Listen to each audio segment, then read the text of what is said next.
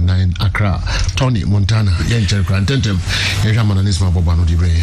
Well, Emena Son, Tian, Sama Ecoso, Uncle for Ecroso, na Yensha Senfen free Ekutubo, Anasa boxing, na Yako box na Logan Paul, YouTuber, said ye, on a Flamme the Equacon exhibition, but no and Logan Paul, or then Sakoshan Crata says he say, was a short time, or more an intimate and broadcast, Sa live barter, Yame Aduma, or no Enson, and any Flamme the Becon, na Sabat Musa and Sembe Beneba, Mewada Junior, so Astabo Apa, or no Enso Epipa Logan Paul, you did the pass pressure being so, because on the day, on your favorite name, because your favorite party, and Floyd Mayweather Junior into Logan Paul and the pay, or no Enso Airboy and come on, at the every boxing barter, and no exhibition, and also any Floyd Mayweather Junior, and so Ebetim Ako. Now, I'm saying, Tassim Fury and Yajatum say, this season, or Becon to Quack Semian, I'm saying, on the Donte Water, and Tokano on the 24th of July, Sabat, no, Ebeko Sansana December, or no Enso any age, and so at him Akon, no, and at the Tassim Fury edited and say, Sa 2 batter than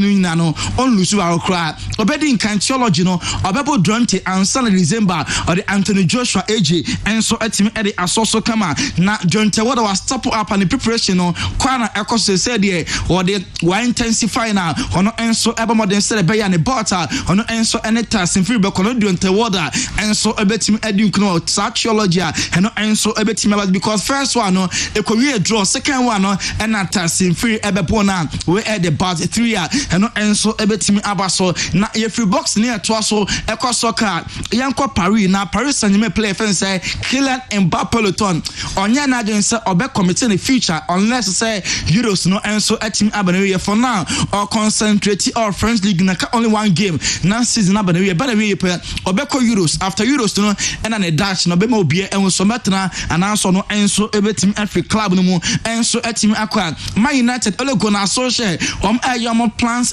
for next year, because next year the Man United for them person means a few the NB. Now, at the stars ebeba already akase enya Jadon Sancho mpe Ronaldo and she attended the say no any player likely pass about the first ever signer next year Man United for Enso ebetim aye na all gonna social any Ed Woodward ono Enso free club de omo ye and say omo entam sika boom enkoto ebia I'm Hurricane around 150 million pounds and I said Jadon Sancho enko fan the best 80 or more Enso team enko for be any board insa enti only players ni be a best swap drum the kakra Enso at the attack to Ronaldo there na bo nya dia e kwani mu bia sento metimi afa no na mum Jadon Sancho and Hurricane mu there at the players no this kakra Enso at the attack to Enso ohon na ya teacher Chelsea so Hurricane say ken there wa kan obi at say Tottenham Football Club no enya Dubesi akan biem enso atim ade amomo na am Chelsea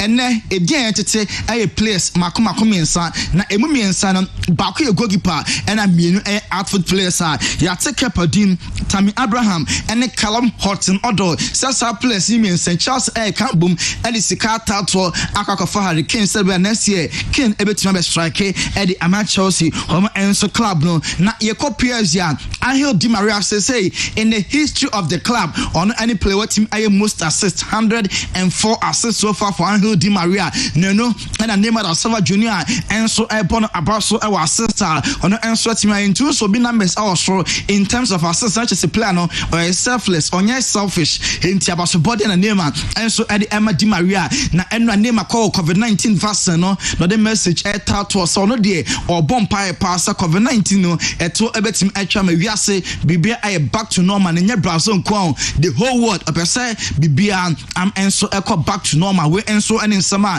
name of Silva Junior ono enso team akan after say ono enso work COVID-19 and enso everson no na yakwa Premier for so ya this week na me aduma enso ebo against Osburg League ne dia aginum officially this weekend and a bonus liga enso ebetrende na players makoma komensa any club never turn kwanta pie this weekend ya na bako David Alaba Jerome Boateng and Xavi Martinez way any 3 players enso ebetimi am I say goodbye to the club no and I be for and share some of fair one be bigger because we are more than our star players mean saying etim abeba Sonny Pan David Alaba or Johnny club no way back in 2008 on the 1st of July so far 430 games and we born or no entim enche grobia name ohia trophies teams our team abomodin team agena best 33 trophies no and the free David Alaba so ye and so modern morning team Jana Kwaya was say papa Jerome Boateng so by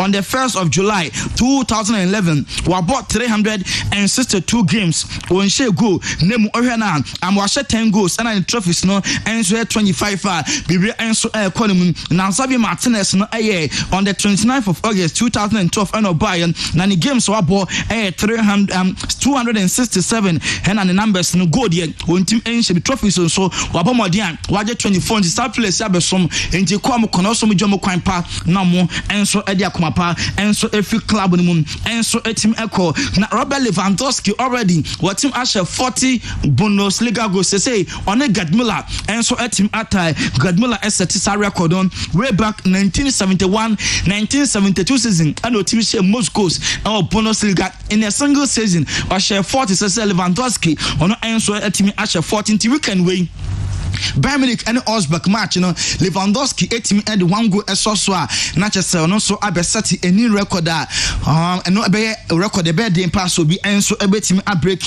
na Buffon and so free Juve at the end of the season na yatese Monza ho and a KP Boateng ewo and once na Super Mario Kosimi Mwade Bewa Balotelli and so na Monza omo epe superstars ntiate sa omo nya Buffon na omo enso epe Inter Milan omo legend Maicon of Brazil obo Akraf Hakimi Abaso sa season ye pomo right back so mo a omedi akotene e obiase bobo pa untimi enka enyi Akraf Hakimi enfrefni bi sane say so far na obo ema Inter Milan no go ben pa na aka no so hono de am obeka game a enso any Arsenal e boy a ewini by 4 goals to 2 sa match no Milan derby e course May 2012 sa goal o shetia Milan no any goal no obeka say the best ever goal free say hono e bobo hono enso etimi share this weekend Arsenal but very tough game na sa tough game na mo bono onsun so say betim qualify for next year Champions League and also enso entimi qualify omo any Atlanta ana ebo na emum dieba and it's a match say Juve enso ewini na say other clubs sign AC ho qualify enya dia Donnarumma obe renew contract with AC na emum say ko ba say omo etimi bo modern qualify for next year Champions League media obe consider now I extend the contract with AC mo enso a club no na Stefano Police sa match we attack into we use anti-rebate na fe or the Rafael Yao enso account and I say Amino Rola agent Emma Donnarumma obese offer the clients na e come Barca because Marc-Andre ter Stegen acquire surgery ni kotodwe enti obetene fi achet Donnarumma and I say Mino Rola e person den ko na okoda go enso e de ma Barca mo club no na Ike Garcia say emfa ho se akoba se we Real Madrid eco trophyless mpa obi ani wa also the so bo ebo Zidane because Juma Zidane aye no Juma kon kan pa Juma dia Zidane wotim abo no ano den to ni kwan so obi a enso etim criticize Zidane obo na chi a chi hu na obo because coach in the Juma dia ono enso etim aye bi papa Marc-Andre ter Stegen say eno na surgery no akoso kama na messages out on eba obi enso eresin wonto no enso edo obi ase mato evu abuena ono ne Benzema enya problem ema best 6 years in year na Benzema enya konya enko bomber France and man no so be say this week ya and I'm coach Didier Deschamps enemu I'm squad for Euros now the Benzema din and so at the buy na no and Mathieu Vabona so breaking the silence so no there only problem bi anya say bia or Didier Deschamps wa dwempono say the time for Benzema what me but no so no there enya there sa call up we e ha no de biara and so eda na ye call England and Metropolitan Police no omo arrest nipa makomako 8 ni nyina no racial abuse omo the Tottenham player ba ko ne din emetodwa omo ne car edidi na temne mum de ba and it's Metropolitan Police actually nipa makomako 8 still investigations iguso a omo enso epe na am Kamardin oye Ghanaian international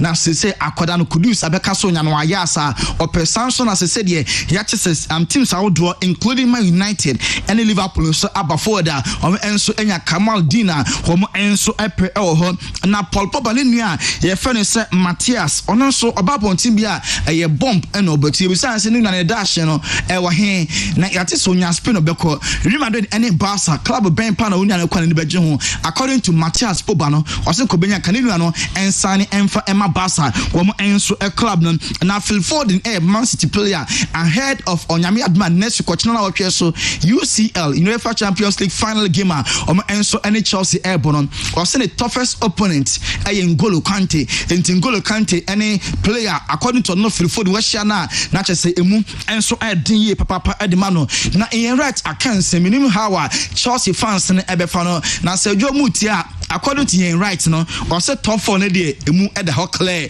na aduma this weekend we or say Leicester ebesha Tottenham Liverpool ebesha Palace Aston Villa ebesha Chelsea because of Jack Grealish into Chelsea into the top 4 na menim say asem dey e me bi mu na nya asem dey enso e me bi me in right Arsenal legend dey or say Chelsea top 4 no ebe miss out enso team qualify na Harry Redknapp so gidi pass Harry Kane ebetimi abesi akan ama Liverpool into ye kan Chelsea ye kan Man City ye kan United nemum ye me right off say Liverpool 4 enso ebetimi outsigning am Harry Kane enso e honmu Mikel Arteta or see weekend we a crunch game no enso e bonti kwan bi as the Gunners sa 3 points mo bo in their last game no enso ehia power winner. All right.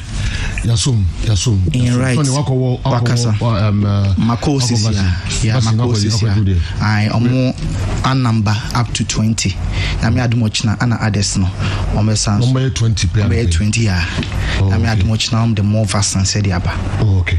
To wakako we show. Minko boy but me call. Makoho, Miss Makoho. Omo the machine me adumochina. Omo do achina. Patchway. Oh okay. But the first one will be. Yeah. Oh nice. The China have 20 people on the band away. Yeah. Wow. Was it 20? Wow. Now when himself come Mickey. Oh, you who for some any movie and it is then going on dining. Hey, let me talk. Come on, let me talk. What do you mean? Who for first class? Who be there?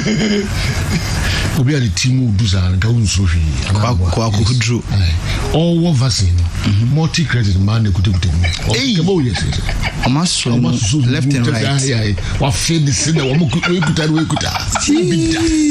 and what team for papa. And next no they want or they go back for. Oh, God, they ban or two. Shame on you. What may you Jim, I'll play in age. We now, Jim. Now, Coco, you're going to go. Oh, yeah, you're going. It's because straight. Carry. Yeah, me do. Shame on you. You, Matty. Coordinate now one for so basu at your mom. So be a coordinate. Empire, I want to problem here. I would too. No, it's a bit too quiet. Energy drink. I was so no. And only 3x energy drink. 3x energy drink. If it's Spain and Abba, one 3x energy drinker, a energy drinker or lost energy or energy level na bafomono ebe pejem ade amount. Wakwe juma din one more diswati 3x energy drink and was on them. A yemo be already 18 years echo. We are weddings, engagement, funerals, parties. In Shemubia muye bia sope drink at their kwasi. Energy drinker, a 3x energy drink. Tema Community 5, Coca-Cola Depot, I want to be out job. Your number is 0244 309871. Kumasi Alaba, Swami Runabout, your next filling station edition, your number is 0242 134 398. Your number no. Little soft drink. Little soft drink. So your birthday party, wedding, engagement. So the drink a bekwasia, a little soft drink and I was so do kwasia. What a little soft drink kwasia, obi baby be enjoy. Your only flavors: orange, apple, fresh cola, pineapple, and so ewo frey. Nayem brobi. nhyiamu bia wo ye bia no fe bi kwase na nhyiamu no enije beba ho e de ma 29th and a save and win promotion multi credit draw no e baso eni tishane so e wo Dufie Towers car park o e woni bia dwumedie no enso betima baso wo pay loan na me a group of 5, 7 and 9 multi credit abema mbi interest rate no enso e da form KUC and in school op certificate in media and communication studies radio dwumen and apeso ye bia television dwumen and apeso ye bia no about Kessben University College certificate in media and communication studies and ebeboa broadcast news analyst voice over artist TV and radio talk show host TV and radio newscaster reporting English and SHE and no aso befrey 0501 637383 number way and wasa wo frey Halodin oral rain solution eye edura wo use a ekum James we use Halodin oral rinse solution a ode uru onum na de uru onum any virus bi akosho onum obi abewu Halodin nasal antiseptic ode begu hwinim ode gu hwinim a any virus bi akosho obi ano obewu ede amawo nyedua herbal mixture etuti malaria obi onum ato ntimi ndidi general body pains de nyedua herbal mixture and was someone Amalina Children's Haven to feeding bottles, bounces, cot sheet, mattress, baby diapers, sleeping suit, walkers, car seat, socks. Abofrebi bia baby atobiano ko Amalina wonsa ebekebio ho. Charistic Ventures. Woman mini Zara man capsules abejaso. I am capsules I am a wobema. Bema Hobantem, Sabeso boy Jumaya, and Zahara man capsules, and what's on them. One of my betima boy, papa, yes, also the Zara mixture plus Z capsules aba, Obenuma boom, Munum Bomwa, and no betimi etu, a year, and Pomo good yam yaria be a wagusake biano, a bit to a say at the amount. GP1 Herbal mixture, GP1 Herbal mixture, a immune system booster, energy level booster, a bit clean blood dinum, a bit bomb of prostate, and a support to prostate amount. Sounds like try to say a GP1 Herbal mixture and the what's nom police in the draw a dropper who heart problem who chest problem who menstrual problem who liver no problem who kidney no problem and now say or pressure no or diabetes no or body pains the a police in the draw one police in the draw you know na sasoma or energy level akosho a boosting immune system no at the amount Promacedo Ghana Limited one the cowbell product rabe jaso cowbell milk and cowbell gold at the pa the yaso be su cowbell gold ni bi no su cowbell milk ni bi at the ayo aduane Uniat kaneno near from Uniat sabre from UPI one the courses I would do about short courses and then long term courses 3 months courses and 1 year courses the yaso be from 0355 383848 no from our number way so we from Mejo so I don't call original hand sanitizer papa we use adonko original hand sanitizer virus ni bewu virus bia beba nsam bia bewu if say alcohol na ewom no enso edoso papa Ronaldo Virginia da romanti Bechadie mo hwe Kessben television so na yan chama de sisia 0244263902 picture of the day no Ronaldo Virginia Richard Poku Boateng na Daroma yan chade sisia hwan foni ni Richard yedasi Ronaldo yedasi nakopo enhira opa se o boss adi hu eka emayen the biada nakopo enhira opa okay munyi free swe say we there amanfo ahase kra anwini awie tentem obi de aba open mu nakasayi o mehwe kwa miki phone so na e bagiri na mso mudiu na mso open mu kasayi ai kra na se kananga wono wo tia wo seju ntimi ka se o mo we ne o o mo we ne o say so no bia dia ba wo na se ma menkani na ma menkani twi menka se menkani twi enti o mo we ne o na kani twi no de kama me na fi na ko ma isu eno a omudi se jo omudi sunkunim omudi sunkunim aya de enti asem na no mudi no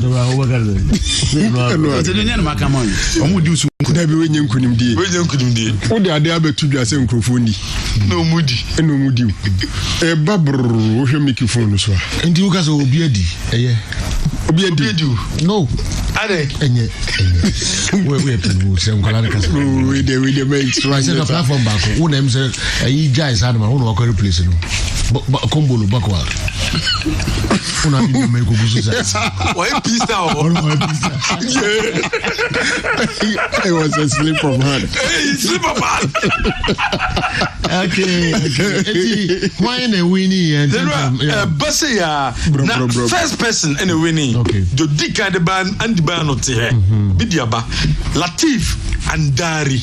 Or a wine. Or a referee. Weekendy or match D. Match Obedino on a Kodi 11 wonders. And can the weekend there is and then young power. I on a Kodi 11 wonders. On a Kodi Latif and Dari. Very smart. From what? Very smart guy. 024-607-6763. 024-607-6763. Latif and Dari.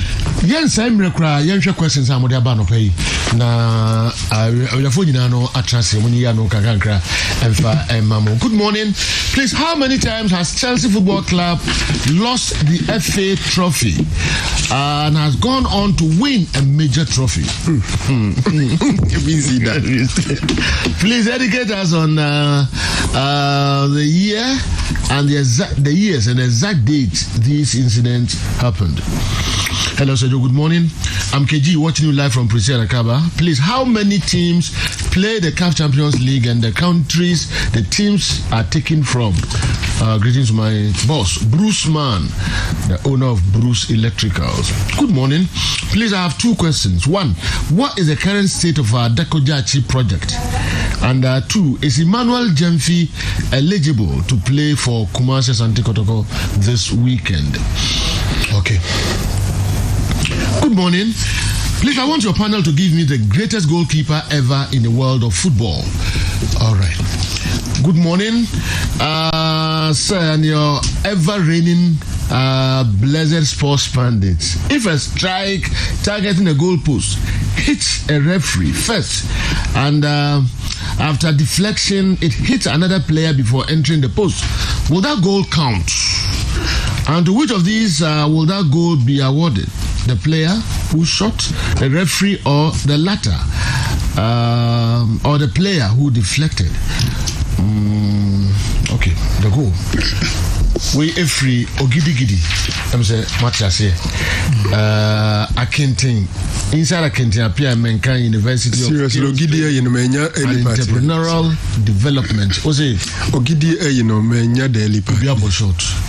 Abo referee. Okay. Akona go player back na deflector cotonet. One a goal and a goal. A goal and one a goal. Okay. We free Father Maestro Shapim Krumboma. Good morning, sir. Please, I would like to know the most successful referee and coach in Ghana, and a player who has scored the fastest hat trick in the GPL. Okay. Dokanlile Newton or Andy critically analyze the qualities of Heart of Folks Di Maria, and just suppose that with Santi Kotoko's Gamma, and link it with how their qualities have influenced their various teams. Yaudeko Semenshia, Dodi Abba Erno. Good morning, Brad Joe. I want to ask your crew, there are rules in football. Why is it that a female coach cannot coach a male team in Ghana? If yes, if it's true, why? Because some of the female coaches are doing so well than the male coaches. Shadrach, Udwe, Ifri, Accra, Agbogba. Greetings to all Tusman Hospice boys from Koumpreso DA Park School. I wish them the best of luck in the juvenile league that has started. Crespo, Edway Fufu. Good morning, Kessben Sports. Assuming that Germany plays Kimmich and Goska in defensive midfield. In defensive midfield in the upcoming Euros between Kroos and Gundogan, who will be the better number 8 in front of the two in terms of form? Good morning. Which list of teams met Asante Kotoko during the 2006 CAF Champions League, the only season Asante Kotoko reached the group stages of the competition? Afrani, Udwe Efri Kumawu and Abreye. Afrani Kumawu. Okay. How many times have the Black Stars missed out on AFCON since winning the last one in 1982? Baba Dam said we free Hamile and Abraham Hamile. Where you say, is it true the Heart of Oak has never won a game at Nanamea Park against a Techiman team in the Ghana Premier League? Mr. Yeboah Techiman. We say how many players from the northern part of Africa have won the UEFA Champions League before? Okay. Hello, Sergio. Will your panel do some analysis on tennis players who can take over from Roger Federer, Rafael Nadal, and Novak Djokovic? Koku Suarez, UDS, Tamale.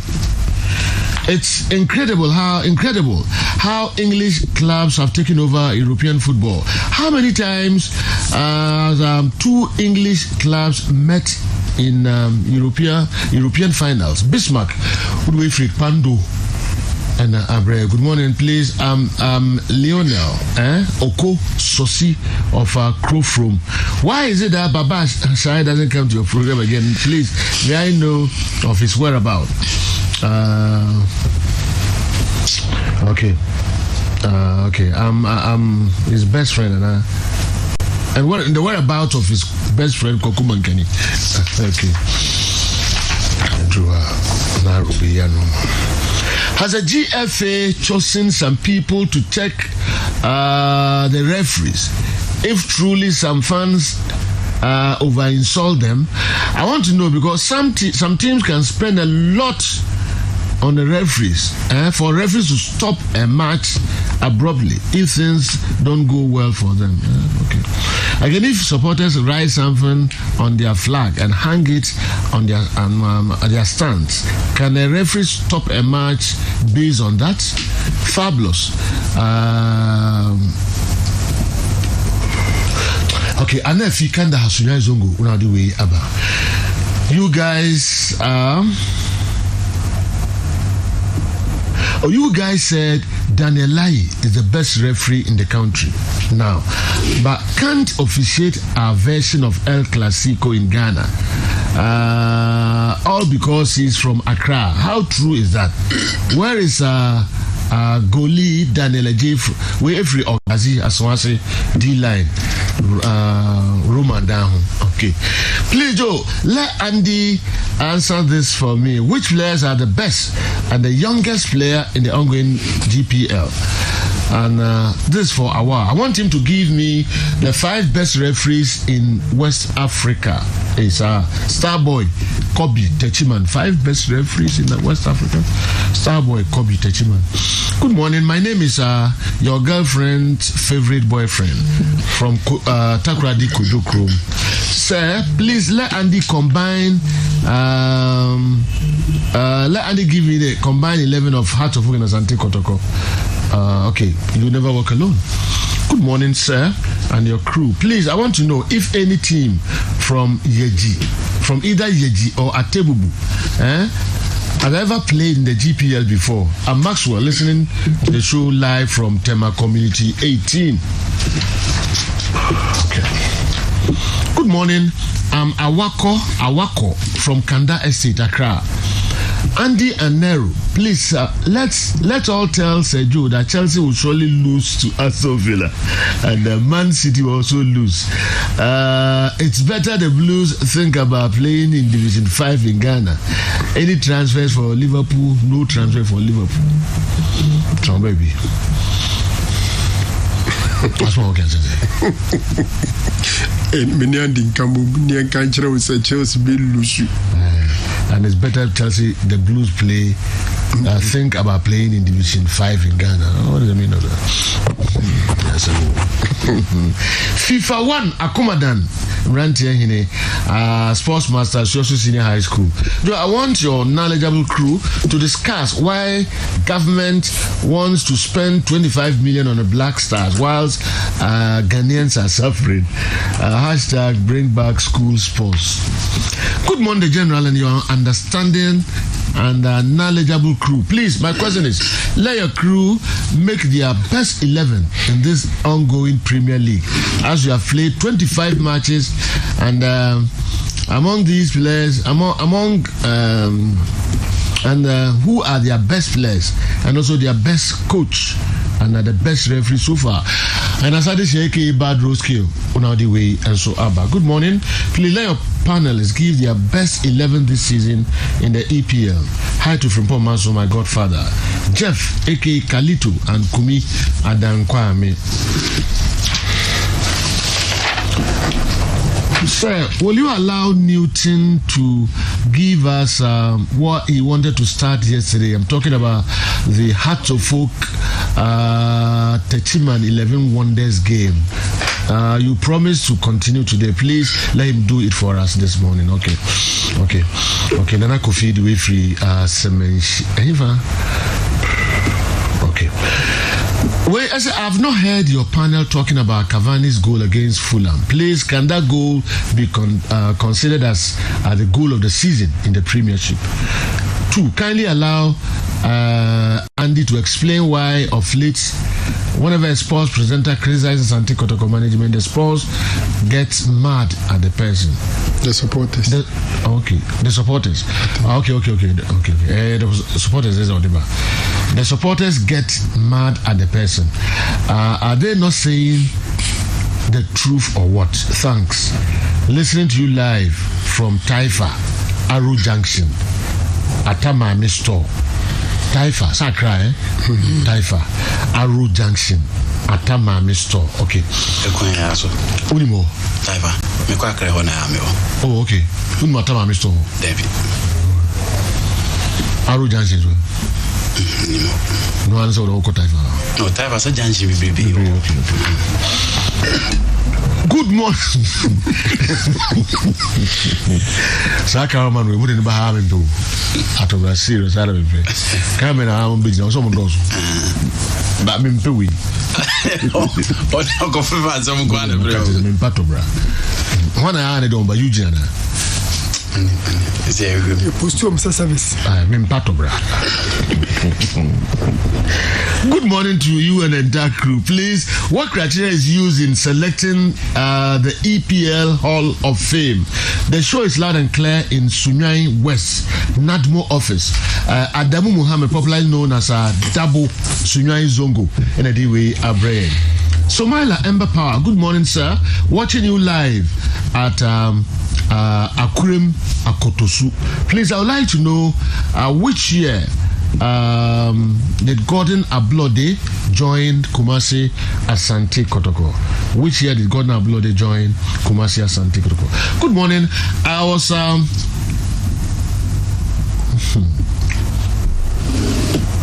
please answer this simple question for me. The management of Asante Kotoko, what's the motive of Kumasi Asante Kotoko visiting the ministries?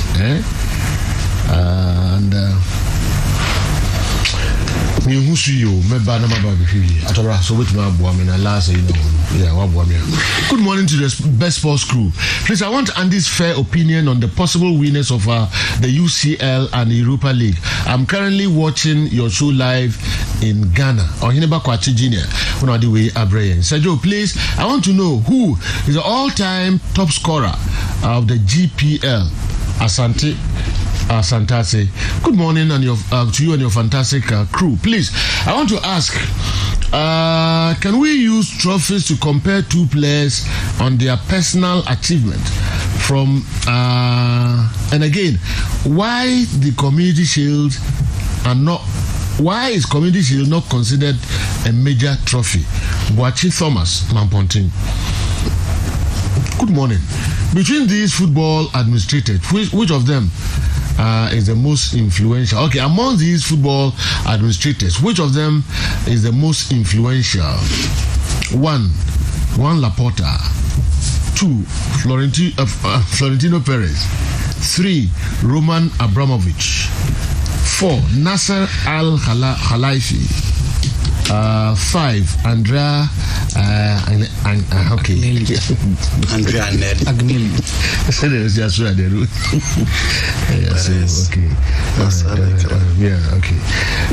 Kunta Emmanuel from Caesar's Palace hostel. Aidiasi News. Greetings to all. Rockets. Okay, be a mawaha. Sorry. Anyway, say printed. Greetings to all Rockets from Rockets FC boys. Bonre. Good morning, sir, and your entire crew.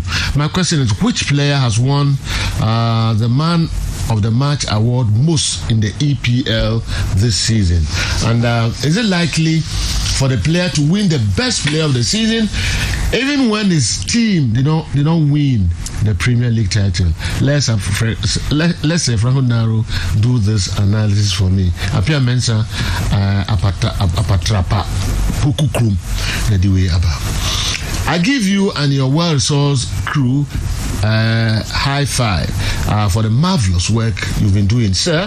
I want my boss Andy Kem to give his view on the areas that need to be strengthened to make Manchester United a title contender in the EPL and European football. 2. What will be his ideal signing for the team come next season? Departments and players.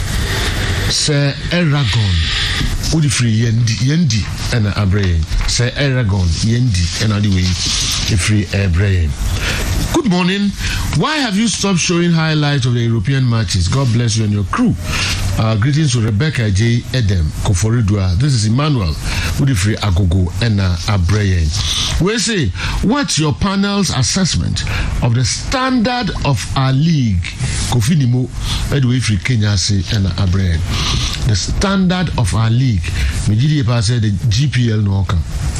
Joe, can your panel tell the world why they've kept mute on Ket Okreku's promise before the election on the referees? Why are the referees still owed?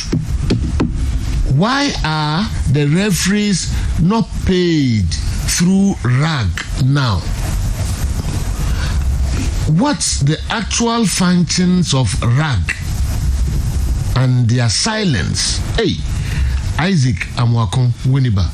Monyanina Pabjoy. Monyanina. Okay. Well, I see who is most likely. Which team is most likely to win the GPL looking at the points difference and matches left? Okay. Kuntu Blankson, Udwefi Winiba and Abre.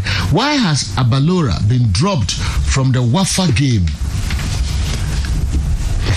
Is it not going to dampen his spirits? Yao Asante and the way and so a free Santasi Abre. Whereas a can the FA call the Hearts of Folk and Asante Kota supporters to order? Cause Joe, what they've started can escalate into something else if not checked or controlled. We free Cecilia Amwakon, we free Kwabenya and Abre. Cecilia Amwakon Kwabenya. On the way and so Abre. All right. Yebesia na mafa commercial dinkai ababeba. Now we therefore answer questions in na no answer second part no. And so the Abrema. Yen check right besia babjo.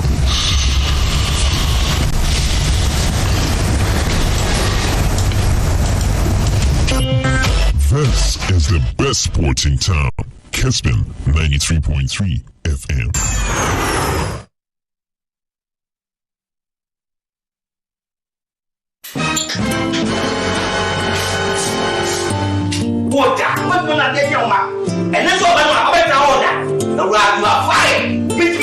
Malaria nti apa yi waye juma bono malaria defo ya o nti awo ahire ne customers wahu ne se maami aye smart apes CB Malakio. Amma ne baya odiko school. Wow. She se aduane si berry market tie ni malaria nti a ontimi ni. Onia. And now Emma when we are at war.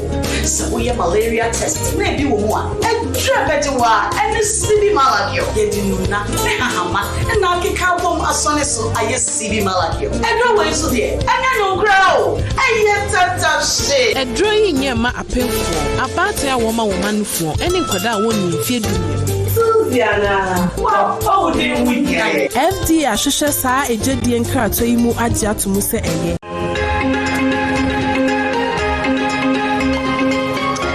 You actually say property fridge dear. Ekulu papa. Me fear had dear. Property near my kwana me use. A son said me fear how you fene my brabonon so yam rese. My property. Mommy, I want ice cream. So what fridges, freezers, TVs, air conditioners, washing machine, gas cookers, microwaves, blenders, electric irons, rice cookers. And in your biara, top up record, property dear, and no major kiki. Property electronics, papa, entry in Namukania, your fridges no, what are the shame? Ne cooling, a say, your compressors no, and what dimpa, Ubeni Biato, our Ghana Fanena, Upebia to Ato, Tony Sack Electronics, SD Karam Dynamo, and what a doom commerce, and by method is a song. Property, top papa preco. Mira, what did you dear? Merry CB Men's capsules. And you may use Madama Bohobio CB Men's capsules by dear. What 2 points? I don't know. You're very good. Say that I'm sorry, I'm to intend to use it. Say we need you some Arabia house to be credible. Sad to say, my young dear CB Women's capsules. A year if it's a woman in fee and so. Hey! CB Women's capsules with the Ajo. Also, CB Men's capsules, Ajo. Susiana. Ghana man, Merman Damase. Our pharmacy, chemical, ni herbal shops ni name. Et to form fresh Susie Herbal Center 0247 111671 and 0246 578750. CB Men and Women Capsules. This advertisement has been vetted and approved by the FDA.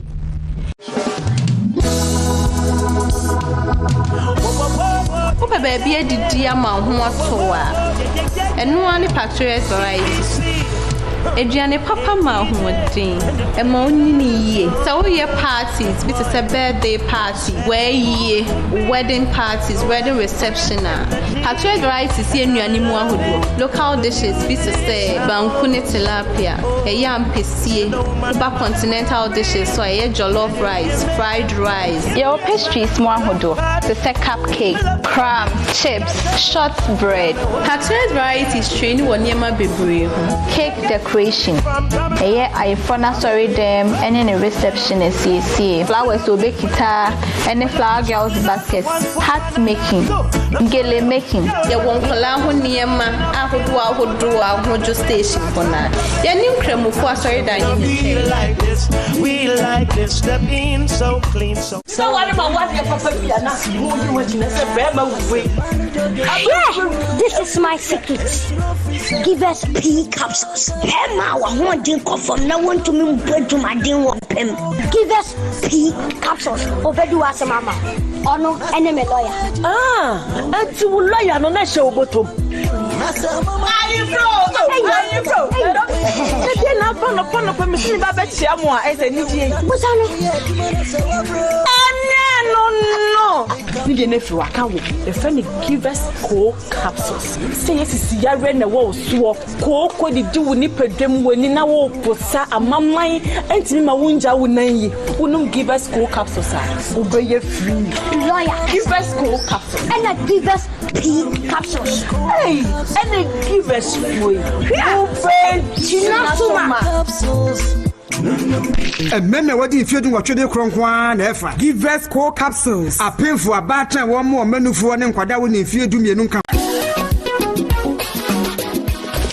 If I shop na me sha dia wo bag bra ade and not to give na tell me share me see ba queen why me say bra said the time herbal mixture esia gimi ni me fie for enya dia ba ko pe ebe so ye me dey do this so fa ni nyina bra se me ka se me di time herbal mixture ho adanse a riase nyina ebe te me nka enti se malaria wadra ni time herbal mixture enya nu ko die na nu ato a wontumi anije no wadra ni time herbal mixture edre enya ma oba wa fa afuro die wo ma akoda no fo ene akoda woni fie dumienu ansa na wo beto time herbal mixture edre bi no hwe se wako hospital anasa lab am wo hu se wo a 3-day malaria yi bi ansa kayo se time ni TIME time herbal mixture afi malaria fever bi adani ziba ewo mu no ebe trato FDA ahwe edwadie nkrato yi mo agi atomo se eye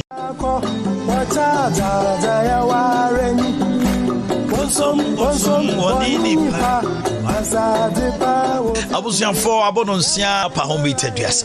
Uti or Kessben FM Sanso, and I will share live from Danani Watching Studio. So our Kessben TV. Mamunina Action. Made your mind here do watch it. Jumedia de Broya Mansenti and Penny F5. Yatunsa friend Penny for Munimdi. You are Mem Hanamo.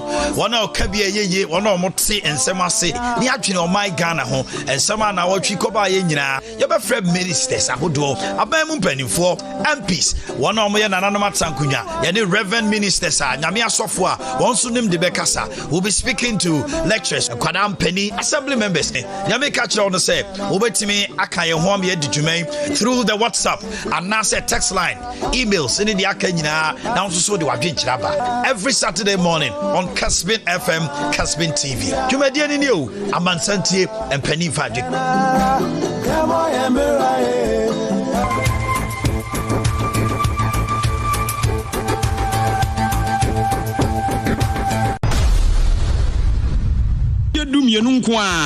Pharmacy ni drug stores mu benya bi atufo anko Pharmatras Limited fresh 0561 088 663 and 0561 088 666. Health Link, your link to a healthier lifestyle. Nkratue Food and Drugs Authority Ajiatu.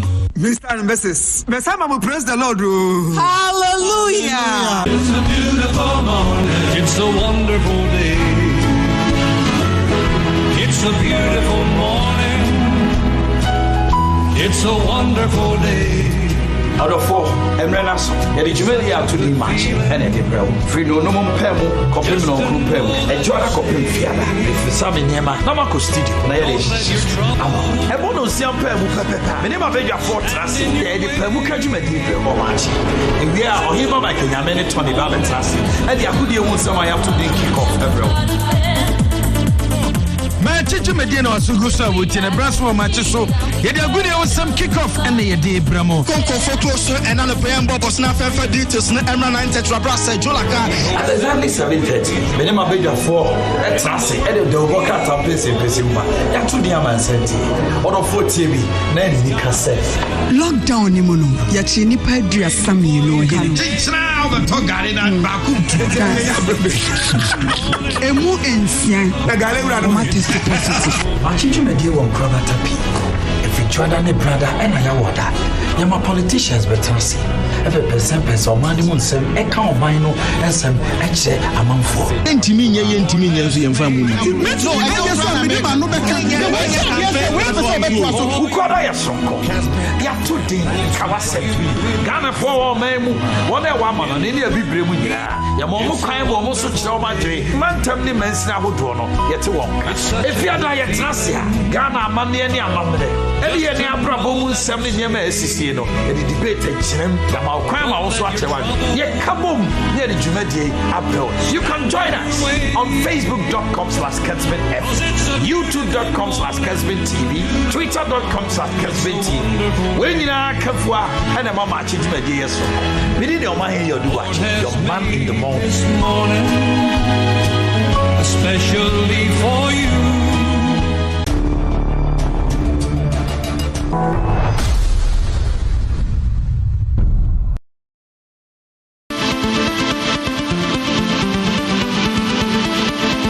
Nondu abapon madio no enwotwe yensa mamu nyina akọ ababiom atefo ene ahwefo ema Friday edition of Midfield Action. Yeah, the first batch of questions, ago. Yensha seem free hour, Mohammed. I was why ready? Yeah, Sergio. Okay, my ready. My interview. Sergio, be the kind of say, why is the greatest goalkeeper of all time? Sergio Lev Yashin undoubtedly is the greatest goalkeeper. He is from USSR, Russia, I don't know. He won 1929 or 1990. Sergio was saved 150 penalties, more than any other goalkeeper.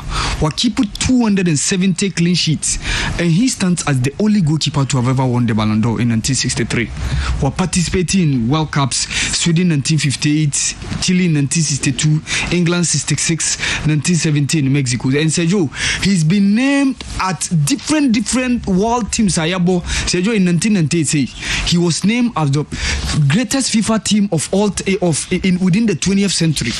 And Sergio in 2002 he was named among the best ever players of the World Cup. And in 1994 he was named as FIFA Dream Team. And Sergio, this is a goalkeeper who has shown a lot of greatness, a lot of great powers in terms of goal. And Sergio, the accuracy when it comes to saving, the physicality, the command on the defenders, and how he's able to make a lot of saves. And Sergio, undoubtedly, Lev Yashin is the greatest goalkeeper of all time. It's just unfortunate that a lot of people ain't shared him, and or you'll be our car or more those previous century. Man for be brain shared him. Say Boni Dinko be because of no. But Sergio, he stands at the greatest goalkeeper to have ever graced our greatest sport called football. Sergio Binsu Bisa se CAF Champions League team saying a room. Sergio, the Etienne said most of the times every season there are some situations, even summer situations form teams enko. But there are some 12 countries almost slot say the 2 teams apart from those 12 countries, the rest the 1 team about. So the number of teams vary depending on the number of associations into the competition. So etimi say we say Comoros Islands rem. Utimi say Eswatini and some of the other countries almost prepare any champion ba. Ndo mutimi say bia teams enya prepare to they will not let them participate. So some 12 countries have 2 slots and the rest have 1. So depending on the number of associations and no determine the number, but yebebo series of qualifications. 2 over 1 2 those 2 prelims ultimately we are no we into the group stages of 16 teams you 4 groups into 4 groups from there near 2 on qualify near do quarterfinals, semi-finals, near about do finals and near declare the winning competition. So it's Sergio and also no Sergio Binsu Bisa say the best 5 referees in West Africa right now. Sergio Pape Bakari Gassama undoubtedly from Gambia, the best referee on the continent. He hails from West Africa, from Gambia. Sergio Obeka Malan Diodo from Senegal, one of the fantastic referees, and he was part of the referees or more referee this recent World Cup Russia in 2018. Sergio Obesa Beda Dahani from Mauritania, Bobo Dramani from Mali, and Yayon Danielai. Sergio, over 5 top-notch referees on the West African continent. Sergio, these are the top-notch referees. I'm free the West African, that sub-region. Ayo free Africa. Sergio Binsu Bisa say Kotoko Euremu into the only one and the only group stage in the CAF Champions League. Sergio, the Mobono Boasano teams Ben or Mushia on the way. Sergio Omuni Real Eagle de Menua from Cameroon, HIA. Ekoye 1-1 ewo Cameroon and a Kotokobesho 3-0 ewo Kruma. Mekai Denta Makedua Mufa, the likes of Obenda, Kokwami Obenda, Kumunina na India in target. And after that, Kotokoshia, a team from Maputo, Ferroviario de Maputo from Mozambique. Sergio, this is probably one of the most difficultiest games Kotokobo in Africa. Ekoye goalless draw. Coach Bernardino Pedro to any Mantian by as that day no Kotokoshe yellow and black JCB. Sergio, defenders who are supposed to defend, they were the guys who saved Kotoko that day. Aziz answered the Kanshe and Kofona Tekano, it has to take Sheila Iliasu. So bet the back Wakao Amana 2-1. After that, Kotokoshia Oscar Foot from Madagascar, Ahmad Mukrum. Sergio Koyensia 6-0. Ewo Obuasi and a Kotoko ko away ko luzu 1-0. So after that, no Kotoko etimi remu into into the group stages. Omukoshia JS Kabili, Jeunesse Sportive de Kabili, and Omosesia CX Faxien and Nadia Lali. Mekaisa group stages no Kotoko share CX Faxien 4-2 Okruma, Osasha JS Kabili 3-1, and no draw goalless with Nadia Lali. But the rest of the away games no de Kotoko Luzu 1-0 against JS Kabili, which was the first group game. Kotoko lost 1-0, Kotoko Luzu 4-0 against Nadia Lali. Sejo, that was the game within 18 minutes. Na Jumanesi Elali Jumani within 18 minutes. And said, Joe, this is probably the greatest ever Elali team Omonia. Because that team under Jose Manuel Sejo, Omobo 4 consecutive finals in Africa. In 2005, Omoshe Etoile du Sahel. In 2006, Omoko CS Faxien. No money na no group. Omosa Beshia into the finals. Ewe niye. Omosa Shia Etoile du Sahel na in 2007. Eluzie. And 2008, Omoshe Cotton Sport de Garua. This is the greatest ever Elali team. Obekai, the loss of Isam El Hadari, the loss of Islam El Shata, Said Muawad, the loss of Abdulzahal El Sakwamu, the loss of Wail Goma, Mohamed Shauki, the loss of Mohamed Abutrika, Mohamed Barakat, Sergio a whole lot, Imad Mutab, those two Angolans, no, Gilberto and then Flavio Amandu. Sergio, a great Nadia Lali team, no money Kotoko, a that group. No. So Sergio in that 2006, the one and the only time Kotoko Euremu into the group stages of the Cup Champions League. Tima Kotoko, Asia no. Sergio, Mr. Wine from Techimai. Obisa say, is it true say Accra Suffolk has never won a game against a Techimai team in Techimai? Sergio Enukre. In 1986, when Hearts met Holy Stars, Sergio Mushe has 2-1, even though Muko relegation. In 2016, when Techimai City, Miki Charles Mutim no, Ewo League no, Baba Mahama Mutam no, Sergio Ekoye goalless draw, Ewo Nanami Ao Park. The other one was in 2018, but Sergio Enono umfan count because the league was truncated after the first round. Enona number 12, Anas video no by Sergio Koye 1-1 between Accra Suffolk and 11 wonders. It's true that Accra Suffolk has never won a game at the Nana Miao Park against a team or an indigenous team in Techima. Sergio Enukre. So Yebeshe, what Accra Accra Suffolk any omomranti no under coach Samuel Badu ebetimia breaki the jinx no. Sergio Enonso no. Obinsu bisa say North Africa omo players saying now winning UEFA Champions League. Sergio Ubebo Raba Majeti Oboka AFC Porto team na Omoji in 1987 Wabra Moshe Bayern Munich 2-1, and the latest one was Mo Salah, who was also on the score sheet.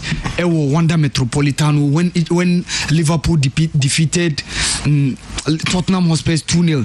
Ewo that game Niono Divo Koriji Eshenu and Nyamibwa next week Edenya Bakobeba Bekao. Is either going to be Hakim Ziyech or Riyad Mahrez?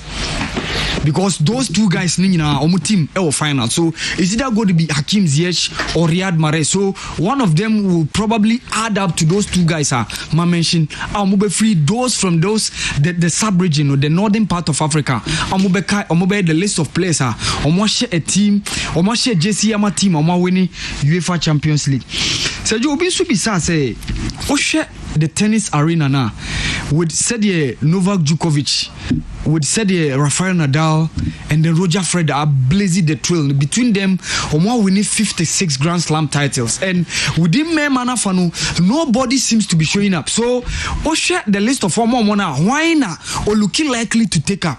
And Sergio Sewasha and the Murray Sergio, he was trying to break through Kaka by do maybe a Pradininya. Overheard the likes of Stanislas Wawrinka. These guys are also trying to match up. At a point in time, he also had some 2 Grand Slams win. The called the French Open will be winning in 2015. Some of them. And Sergio, media meshia.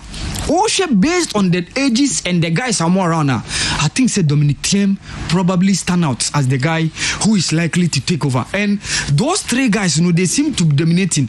And Wama, ya bomb memani BH say Omo sheda more when it comes to the main singles. Unlike Mana Fanuna, very competitive. And yes, yes, our baby we need 2 or 3 Grand Slams just on the trot. But then you say within a year, we say Roger Federer be winning me, Rafael Nadal be winning me, Ebia Novak Djokovic be winning me, and can do French Open the Equacoball next month. We say Denya, we say Rafael Nadal. So most of the times, I'm for a bought me money BH say some of them are not doing enough. And so Joe, based on idea I think say Dominic Thiem probably stand out as one of the best, or probably the one who is likely to take over from these three great guys. Sergio Obinsu Bisa said Godwin Abloh the year Ben Oba Kotoko Oba 97. It was a changeover. Edmund Cobson every Kotoko Ekoho and on Oba Asante Kotoko. So Sergio and on no. Obinsu Bisa said how the English clubs Sergio are blazing the trail in Europe right now. And Sergio Sawasha in 2016 and 2014 and 2016, yenya two teams from Spain went to the UEFA Champions League, and they were the same teams, Atletico Madrid, Real Madrid. But Sergio, England for just 2 years ago, we had two teams from England went to the UEFA Champions League, and just the following 2 years, completely two different teams altogether. In 2019 was Liverpool, Tottenham, and just 2021 is Manchester City, Chelsea. Completely a new twist, and an icing on the cake crowd should have been if Arsenal ate me Villarreal. A completely Manchester and London affair. But so the English clubs are blazing the trail for some couple of years now. You had Chelsea having successes in 2012 Champions League, in 2013 winning Europa League. You saw Manchester United winning the 2017 edition of the Europa League. In 2019 you saw Tottenham Hotspur and Liverpool, and right now you're also having those two English clubs meeting in the so this is the second time we're having two teams from England moving to the UEFA Champions League final. So Joe Binsu Bisa say since Ghana winning the last second time, is it not third? Third time, after 2008, 2008 Manchester United and Chelsea, and then 2019 Tottenham Hotspur, and Franco is keeping me. Thanks for that correction. So Joe Binsu Bisa say after Black Stars MSC on AFCON in 1982, how many times after some winning in 1982, how many times no one miss out? So Joe, after some winning in 1982, 84 ewo Boake disaster no Black Stars score. After that the next three AFCON tournaments Ghana and Timian qualify. 1986 in Egypt, 1988 in Morocco, and then 1990 in Algeria. So after that 1992 it was Senegal. Ghana STG a comeback. So since that time, the only time our Black Stars amazing out was in 2004 in Tunisia, when Ghana in that group with Rwanda, Uganda, and Timian qualify. So Sergio, Michelle, I think these are the all right. When you do a second bag of questions, all right. Naru, Sergio, Mami, I'm free say. Obi Bisa say. Minim Sebia we Chelsea lose FA Cup final. Now we are winning a major trophy. Did he do that one? Okay. I think it happened the last time. No money Arsenal and Asia 2016-2017. Arsenal share Chelsea were FA Cup no 2-1, but Chelsea to us with Premier League in 2016-2017. In TBS, that said Chelsea be losing FA Cup final and then go ahead and win a major trophy.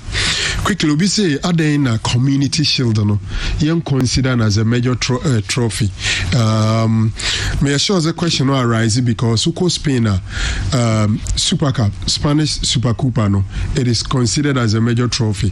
Uko Italy, the winner of the Serie A, and then Omo League Cup, no, Omo body a friend, the champion of champion, and also the same thing. Germany the same thing, but England, you know, winner of Premier League and the winner of the FA Cup and about Community Shield. But Omo the UEFA and classify no. Ninja say said there will be uniformity in terms of number of titles teams na now might be UEFA makwan say or might be register 3 trophies. UEFA Europe. Enti uko England omonomo register Premier League, FA Cup, and then the League Cup. All these are just other countries. No munisa League Cup no ebi. The near friend Carling Cup and a Carabao Cup no. Uko Italy, Germany, Spain, France, and the likes. They don't have that third competition. In England, for no, the Premier League, FA Cup, and then the League Cup, and then no more register with UEFA. but then Spain there ombebo Copa del Rey, La Liga, and then the Super Copa champion of champions. So the reason why England there no fan say major trophy UEFA enka hono any day match day, but England or Hankasa there de can titles, but outside England in Europe or might be unregistered 3. Oh, they know who they leak up about Bisham, so they don't register that one, and that is the reason. Obi say player BJ most MVP ebi a league ya yebo yebebo awie no na ebi a ono na age man of the match ne dodo pa most valuable player of the match of the match no waje dodo pa nemum yebeko na wie ne bia ne team na age league no anyim bia kobasa sanipa no throughout the season you can see a best player of the season it made the man no ana the answer is obviously yes. Man of best player of the season no and yet necessarily the any team beji league ni muni ye free player abon homo de pa eti betimi abase wo team na anje league ba wo sa player no wa bo homo de awe yi ohun ye betimi de amount amana yi obi say my opinion about your standard of a league in the standard in saying absolutely no doubt. I think that Ghana league no standard no was so far we are improving after COVID no. I think that the standard is actually going up gradually. My main questions on Asante Kotoko say Abalora Oma dropping from Kotoko team no and dampen the spirit. First of all, Kotoko in the last game no. The last game Wanyade. First of all, Kotoko squad for next game against Wafan and Babonting. Aba. Yes. Any CC demi cross checking about already every. Below him. By Jamfio. Confirmed na. Authentic. Okay. Because what I gathered was that and then we are around by one and on Beko Boase and no training no Oma team. Omo de Beko. Omo pon training no. Na both Abalora and Jemfi trained throughout the week. In fact, for Emmanuel Jemfi, I don't confirm, in person my fan confirm, actually say contract ne hunta wantawano wako sign and ra. And me pamcho mumfa stairs and told me principle as well. I almost no wako agree in principle. That's what I gathered. Say wako sign. I trying to reach on one kasa and but he's better. Yes, figures being yeah, intina mede asterisk it say he's likely to be part of the team that will go to Obuasi. Emarim fi say Kotoko usually so mu bo home game mu yo last training no e wo Obuasi ono. Intene no mbeko Obuasi akoyo mo last training no. Then and if Abalora is dropped, I'm sure that maybe there could be a reason because he has trained throughout the week. And the issue of fitness near the day beer a chain beer but there for now I don't know much about that. Obi Bisami say and I will be saying be say Cecilia Kwachi Cecilia Mwakon or the Frikwabinya. No bisa say near Kotoko supporters ni ha supporters ma ya ma CGF edi one in common and tisa a bit to me the bibi boni aba honestly so far me near Kotoko supporters no dear member who so my any ha supporters na no a release upon release and for example when Kotoko release no me feel say me cry boy and say mom because uche Kotoko release na omo catch supporters and say obi amane ni na wo mate tax force say tax force na be say basbasa ye enkoso stadium na hu so obi ye basbasa ye ni fa ma police ni ade has there no enso so was on the supposed allegation done by Nidako Nidako omo kachira ha say has of buku no e integrity na family no kura na omo tie buku no ne wo hwe has su ne omban a omo dan di over the years a team a sabi omo di omo hu ne ye it is some of these release the audio omo leak de by no from a non-official source no bi na na ye yi kakra but at the end of the day I don't think they've done enough to merit a warning from the FA. Okay. That's my candid opinion. I don't think say omo go over overboard and intino yebeka se bia efe no emma mo warning so say bono koswa na referee ni hu se microphobia display banner bi was stance ni mo otumi stop game no ana Sergio say especially se banner na there on a offensive dia otumi stop game no emma order say omum koyi sa de no emfem free onum for example be a racial abuse bi na ya tro no bana no so kakraka na bi edidi player bi atem ana any pekuo bi ana tribal abuse bi ana any form of abuse or any offensive message e bi kura message bi a cassette a travel group bi ana bi etisa the referee could stop the game and order say sa bana no yenyim free onum entisa on to akensi no so Sergio so listen I'm told say confirm Felix Anan Kwame Ba goalkeepers defenders no Christopher Nete Ibrahim Moro Samuel from Pon Abdul Ganiyu Mubarak Yusuf Habib Mohammed na midfielders no Emmanuel Jemfi Mudasiru Salifu Emmanuel Kayeke Fabio Gama Godfrey Esiama Augustine Okra Latifa Nabila na forward ni Andy Kumi Francis Solomon Safutela and Evans Adumako. Okay. That is Abalora Idin. But Jemfi Diom, right? Jemfi Diom. Yeah. And I'm also informed that Jemfi 1 year contract. Confirmed. Yeah. And we're no concern. Okay. Okay. Obisi, why have we kept quiet on Keto Kreku's promise? Say, referees, some new muka, obitu muka. Yeah. Me sure say we have never kept quiet on referees. No musica. Me sure meet my kase oka media outfit. I can referees. I get to kem and the titru and I am ambassador. I feel also on Kebium. Me crime some sabe trabe kase say referees no omuan kasa me kasa yenya kasa. Inti ya can be pa. But the obvious question will be very intriguing. They say, RAG, Referees Association of Ghana. There before also we call RAG. Or say or promise. Yeah. Say. And the referees are into the promise. Yeah. How the man Ghana referees nina. Yeah. So about sports stadium. Or campaign. Yeah. And no see my Myanmar say. Sort of one can was MP. But GFA president Naba Kumaza promise referees. No, I'm the RAG president. Yeah. President. Yeah. Now I won't cry. No, me a day in a stadium. Okay. I was at that press conference. Oh yeah, shocked. Say referees say Diomoka. No can esco no. Was it on Nimda? And I said, I'm no, only billion. Only referees can 1 penny. Yeah.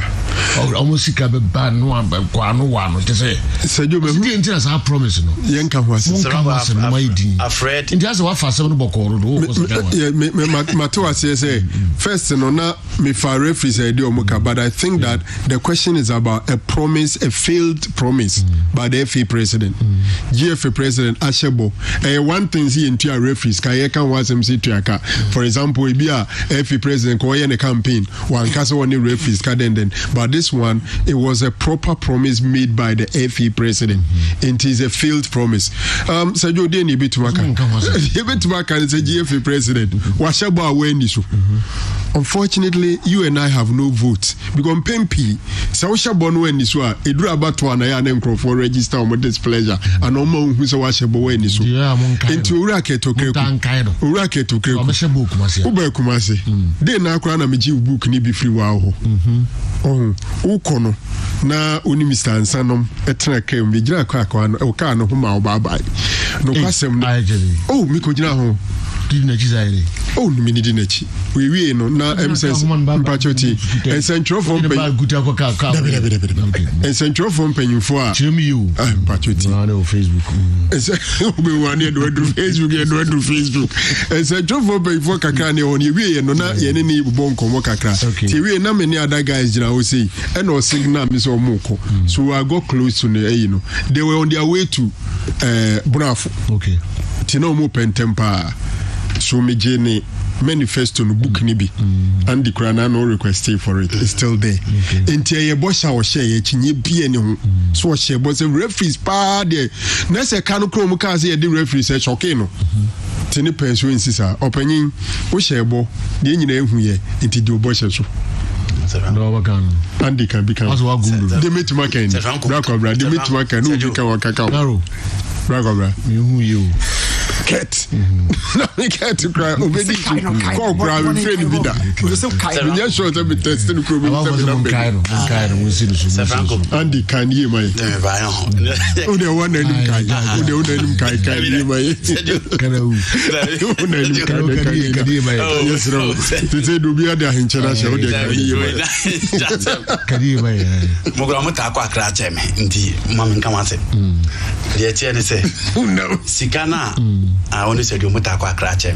me ko wonye twem okay de tie ne say e kana odie na ontua it was part of the promise because okase obellion weight the RFA no so buy no waguno say oh Rafika Latin ha can more than 50 times rag no rag no waguno and enwe waguno say it is not was sanyo says referees are no two omoka through rag says you do omoka through rag bium yes or the momo direct anambwa yes into wongu secondly said you secondly referees no can no rag said you o mana yemre Savango what dem wi am mo mutie no beta say egu secondly referees no mo kodi match weekend bia omwi omo ba office bi hia mpanimfo no omo no e mo omo no omo toatoa ehwe mistakes omo ye correct omo day in day out refikala on this seat aka the time against the referee no kodi match ba on farag bia ho and the serious situation omo te so omo de dey so omo ye welfare body omo teachers can continue omo ye welfare body ya ti omo teachers can continue omo te nguye ogun say okay and first nanka omo cry na say recruitment referees training here they say GFA through the academy young you know say GFA now the regional football association second odi 8 years RFA no rag no say do edi aduma no mbe a welfare body nti omo jijiska de koyi is o madane gaka omo jijiska de koyi omo hwe omo members and a members no so jijiska no omo kotua dues no nti dues na ense nka omo tua e ma rag sisi omo sika ne nko ho omo ko jam da so mutu omo ya ko ne baby nti unyo asem so a eni ti na up to now rag nye statement bia no rag nye statement bia because referees no omo je omo sika direct so omo sa de ko dan e fi say enka e fi ne ntete dues no mfiri referees no sikem ansa no matua de aka na referees no and if ni so ntumi nyesa agise members ni nyina ko sign de betu o manim so ma pene so yentete yo musiko ntumi nte and members na sign so as you speak the GF ntumi nye deduction no omso mu je o mbekwa akotua omso mu je omso mu te wonom no scan ba de na mu de nti yenso yemfama eni si aye de konko honom enti raga emre endi achinyi bi enim na ket ne promise wo ma pray ni bi yo ma pray bubu ma pray so raga na ket ne promises in there say there is a question and answers near you what the abane you now ka other promise there adinya no ho ne referee there no nti hia say o say kai no say referee the can or the referee can 9 billion na the president of rag ababe busau now say onya we meanwhile now you part of the ESCO now so onyawe no ababe FA president near about 25 matches near 12 said you in yankaye and again week in week out consistently you bought how many matches in a week you're talking of 9 the beer week beer 5 or 6 a referees every week 5 or 6 a referees every week 5 or 6 5 or 6 what 5 or 6 matches. Referees. Yes, yam pon na referees won sem ye. Okay. Yam new Monday. Na sejo e ma say ye ba be discuss referees. Into ru aketo kreku na onim say ye game no se be koso a referees na middle man a omo bua ma games litimi koso ye. Into if opening on one to me fulfill such a promise that was promised to those referees. No referees and so decided say the omuko you know omuko di matcha.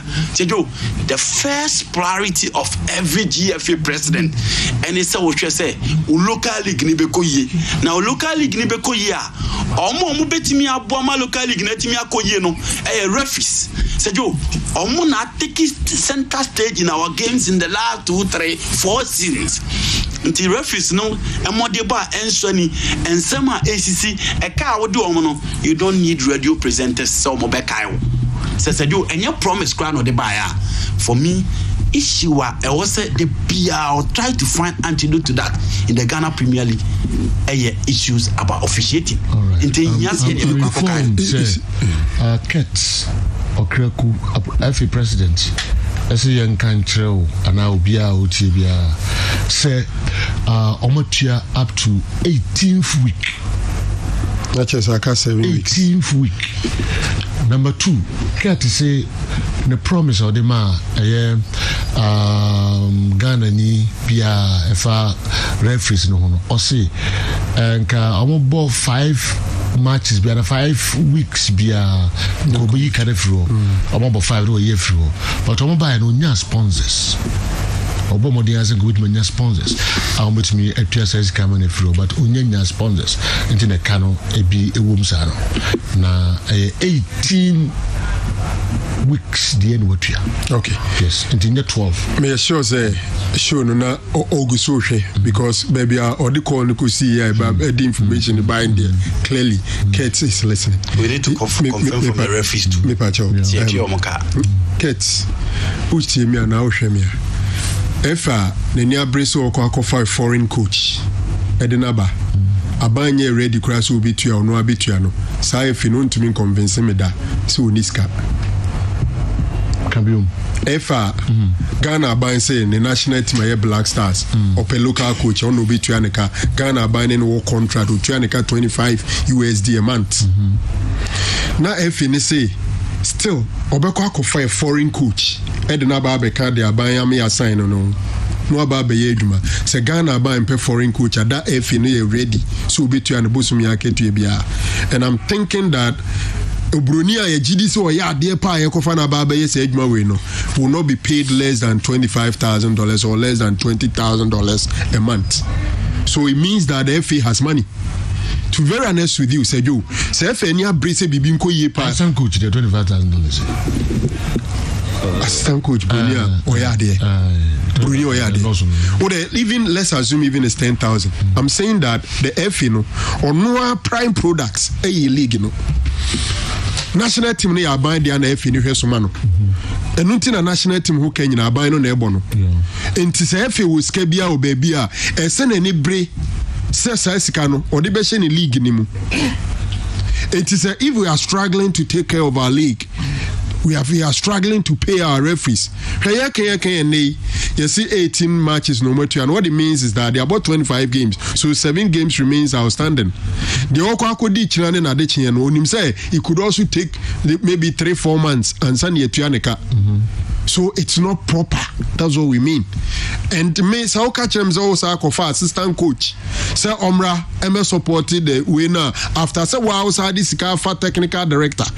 Ideally, the technical director should be good enough to provide the assistance and the support. You feel that the national team, Black Stars technical team, if they are deficient in a way, the technical director should supplement it or complement it. It is a technical director no and to me another one and finally which can be all. Okay. Then we have money because the technical director is being paid by the FA. We are going to bring another white coach also to be paid by the FA. And this same FA tells us that there is no money. Professor Minta is anybody telling me say Professor Minta is not qualified and not competent enough to work as technical director of Ghana Football Association? He's absolutely and perfectly qualified for that job. Okay. Professor Minta. Yet we see the need to go bring white man to come and do that job. Yes, I could find another one there. Enti ukachrem ze unisika. Okay. Name one. Kamea ko say untua o school fees. Untumi mo ira kon huma. Na wakofa broni ne twempena. All right. I disagree with Frank Naro about the banner matters. I'm on my way. Referee Kala. Okay, say about down in Naka. Yes. Okay, Andy. No what doing? The referee see the uncle next one. Keti uska omunya iniska. Yente se obey efi predi ni ntuaneka. Yente se $500 no to kwa oje no de ache. Yente se eskufu bia de omuka. Yente se 600 cedis na omugu from Accra to any venue so far as the FNA concern na oje ni yedeneka. And again, he only has to be sponsorship for referees. Said you, Nejuma say, Nejuma is to make sure say a local league no be kuyi. Not the people in this country are so happy. Omo follow football. Okay, that is his work. Nejuma issues confronting Blasters, bringing in assistant coach, a dead coach. Said you, dead coach is crying area se be and you can give several examples from the Advocate to Peter Boss, Frank de Bois, Omunina, Ronald Coma, Barcelona. Dead coaches recently, open coaches are and yet dead coaches. They are not good recently. It is we will seek to pump into all these corners and later come and tell the people, say, you need to pay referees. What are we talking about? Meanwhile, you stood on the platform. I was about to read what your kind of Babara. So, bar referees no mobile kama, ubetuya kane kama, ubi. I'm really cool. I say the same role back. Okay, so you you local league near to referees neka. Bono mudino muni no mbejai. Okay, we don't go. Now on Obibusa, the youngest players in our league, Ebenezer Kabi of Mediama Sporting Club was 16 years. Cardinals said you. Matthew Onim Kujo 16 years. No Cardinals are Daniel Usu of Wafa, Zvango Mobile 16 years. Obio SS2 as 7 years. And a boy league now Fabio Gamamunia or the ball. They are more than this. Daniel Usu of Wafa, it was 16 years. And these are the young guys in the Ghana. Lea Kofi Junior drafts. Okay. 16. Okay. We didn't the number. Thank you. Lefty now or border right. On him Bobruta. And what they know they 16 years. Now, Savango Chabelo Adinimana. Why was he dropped?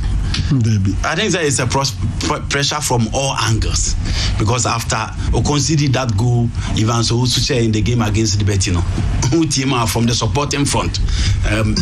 Obia cancer mobile with below over confidence. I've read a piece on Facebook as a Franco down for K5. A team saying said there should be a rotational policy so far as the Kotoko goalkeeping are concerned. And he said you have pressure from all angles. And a lot of people believe we say Kotoko equally good goalkeepers on the bench. It is a goalkeeper no some mistakes we na a bit team diaba and again overconfidence a bit team diaba again complacency a bit team diaba and it's anyama we na couple with pressure from elsewhere and opinion your friend Barreto a drop Abrantia your friend Razak Abelua nipa na sem say embunabem Tevango emunabem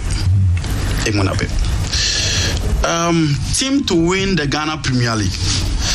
So, for me, if you have Hasselfolk and Kotoko fighting for the league, and why? Because we teams here where almost one of two of the teams are almost shown it several times.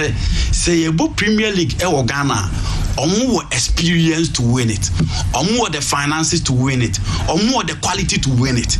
But so for Kotoko 9 games left. Kotoko Bebo 5 home games and 4 away games. So far Hasselfolk Bebo 6 home games and 3 away games. Dynamism. But so check it matches no the idea. It looks as if say both teams equally on matches no so picking one by one adding by Kotoko slightly ahead of Hasselfolk. So I mean team both matches 9 matches because of time. But so Kotoko matches or more. Dear for me it's difficult for Kotoko Ashgood, Hasselfolk and then Adriana Stars. Yeah. So pick your 9 games na kana. Adriana in a way, Hasselfolk in Accra, and then Ashgood at home. The possible 9 said you check is so difficult for Kotoko. Now so pick Hasselfolk and so 9 games na so jo me so me hu say 4 games na o ma difficult for Hearts of Oak wafa Asuga Kope Olympics in Accra Kotoko in Accra and Mediama in Accra nti o check out of 9 games that both teams na ebebona I feel say Hearts of Oak 4 matches in from 9 on bebona it is difficult than the Kotoko 9 games no bebona nti me Emmanuel manage Kotoko slightly ahead of Hearts of Oak even if they decide to keep the same points they will still maintain the gap between them and no Kotoko in their quest to win the league this particular season. And the man for there is a 15-year-old boy in the league. Bechem United. 15-year-old Clinton Diodu. 15. Yes, according to Prof. Darling. Almost 7. Yes, almost 7. That fair-colored young boy. Very young. 15. But 15. Premier League Ghana. 15. SS1. The 15-year-old boy. Okay. SS1 almost. No, but league now 5 years more current member. And there's no be an award. And only in Gaza, 16 years, 15 years in a whole day, you'll be all 20. And that's it. Blaster, no matter. Okay. Blaster, no matter. Combine 11 between Hearts of Oak. MZ Bechem Pierre, no so I send them Jesse. The same team. So 15 years. SS1 Ghana Premier League. Razak Abeloa combined 11 between Kotoko and then Hearts of Oak. Razak Abeloa, Christopher Neti, Radio Vuka, Mubarak Yusuf, Gani Ismail, Benjamin Efutu, Ansa Boche, De Maria on the right, Patrick Razak on the left, Fabio Gama, and then Victor Idu. What you have to go? I said, you want 7-4. Baby, 8-6-5 for Kotoko. For Kotoko. So back 4 no Kotoko. So there was a customer he has for you. Razak Abelo. There was a house of one in them. No Abubakar. There my enemy so. Some of them say won't mean I'm a Samadri. Tino Akabna Jemfi. Razak Abelo and the Dapunim. Christopher Neto on the right. Radio Vuka on the left. Gani Uni Mubarak 4 and 5. Midfield of F2. And then Ansambochi, Di Maria, Fabio Gama, Razak, Vito Edu. 5-6 Hearts of Oak. He has 6. 6. Yeah, has 6 Kotoko 5. Okay. Kotoko keep an defense, no. True, can we? And what you objection be able to me? Over 6. David Mpesa Michelin said, "Per the way, we Kotoko defense in the free more. Obi any apart from Fabio Gama, from midfield to attacking, there's no Kotoko presence. Trust me. But me current form, I'll go in for Emmanuel Jemfi ahead of Patrick Razak. Ghana Premier League and your current form. Coming from Sabuchi. Oh, say, Mekase Kotoko has combined 11. Say Ghana Premier League. Your mabo. Oh, Naso.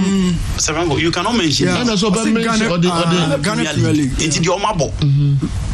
Then I'm say, what they are mathematics. What they change, I mean, just Jemfi for Razak. Okay, Mate. I've not been impressed by Razak. Okay. Savango, I'm a name and a crab for me. This one.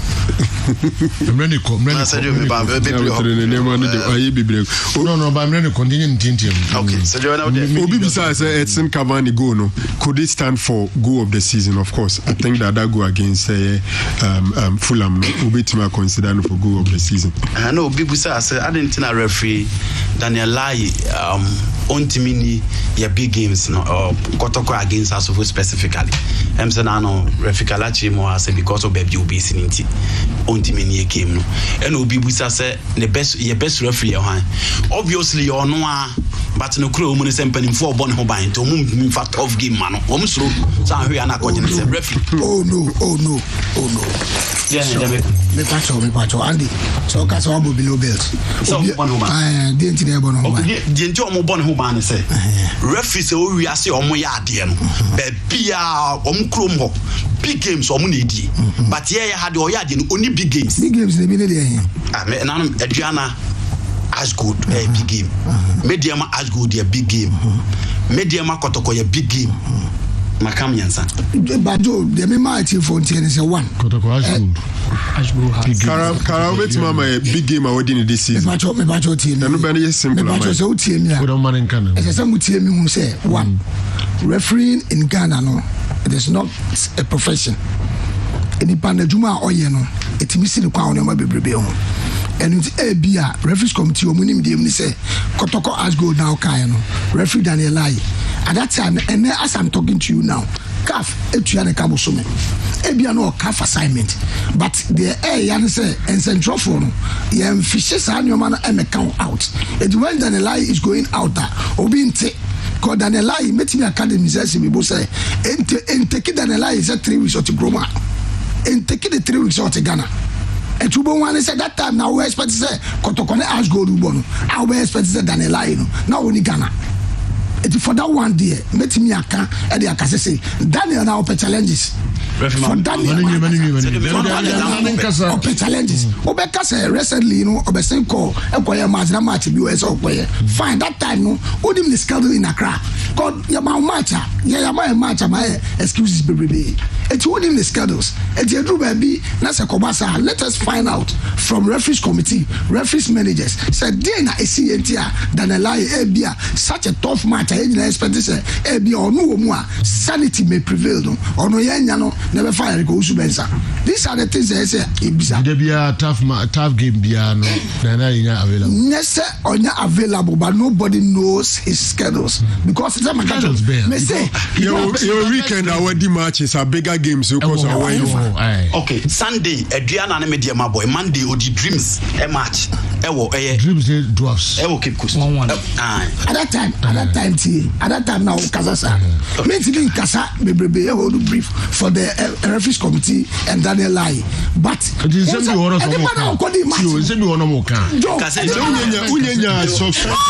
I don't defend it. Best referee in Ghana. What I say? The matches are so sana. If we are controversy now, be woman. The best referee, yes, but say, omne handles are broken. I say, concern or could this match? On your problem, Biana. You are bringing a different. This is the things I see as we measure because referees committee, I want to say, what prepare is a concern for Olympics and then a match or Mubono, Olympics interlies. As a concern, I call that match. Let us try as a concern here. As a concern, I call SL and no could original Debbie. Okay. Me and same baby.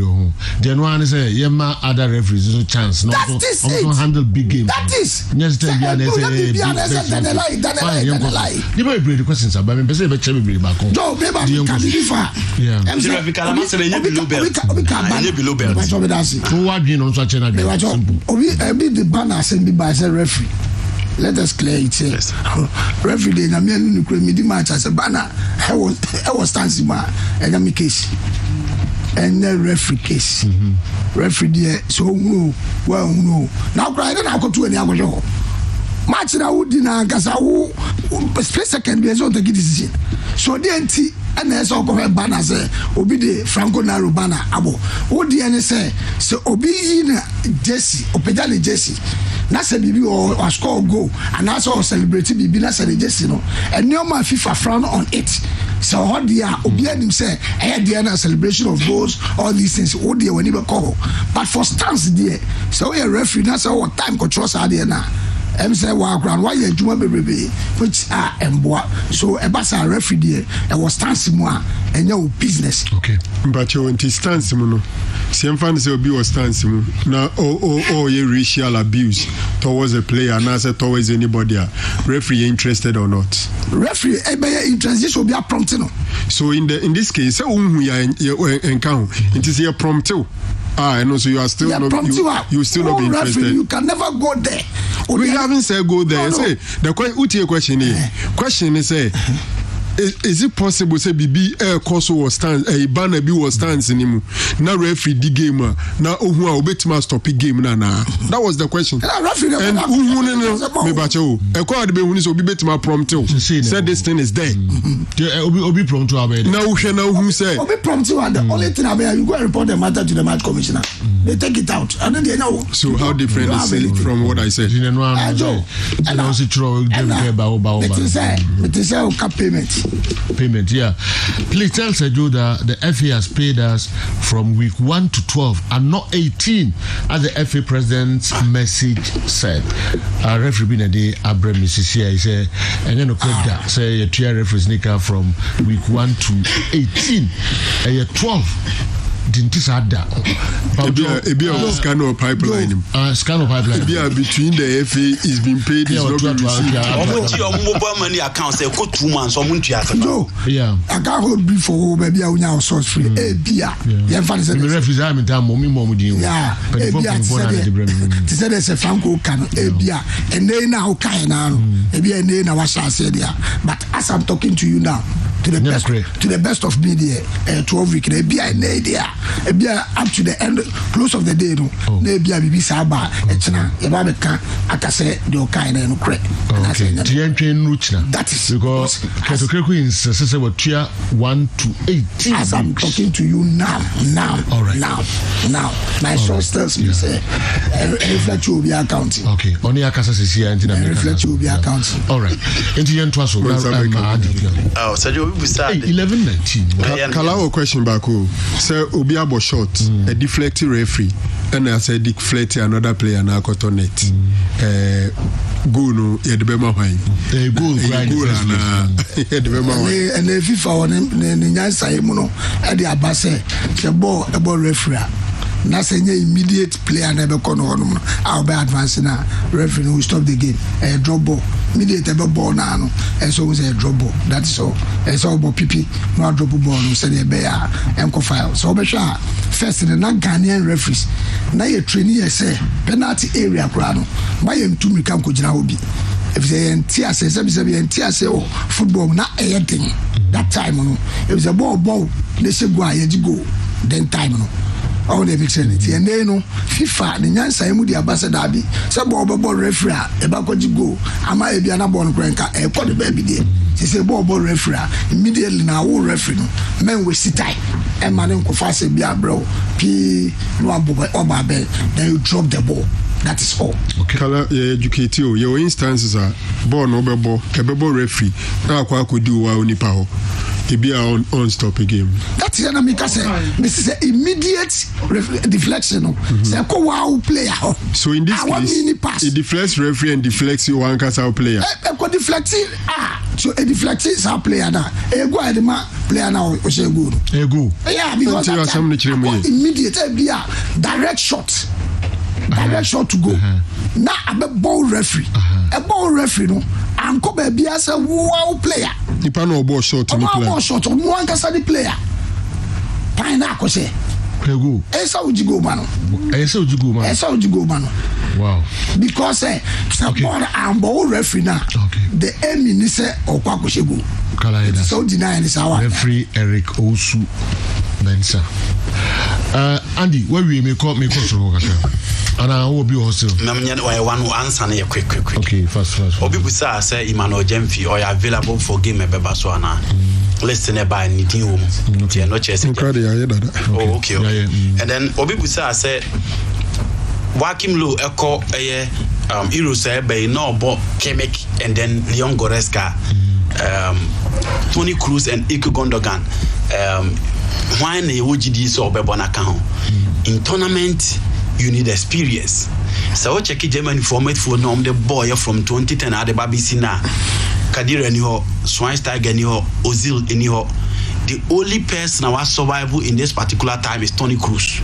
And he said, Goreska now or Kimmich now Gundogan or form this is in there. But based on experience, Obebo Tony Cruz ahead of Ike Gundogan. Obubodi Agnelli Monel one Laporte and one the influential. So obviously it goes in for Florentino Perez or the most influential compared to the other president. Obibusa said Manchester United players Ben and Wojidi so Munya can next season ebeboa. Said you Omo here central defender. So for me they should go in for Diego Carlos. They need a holding midfielder in Wilfred Didi and then Omo for Hurricane and anymore.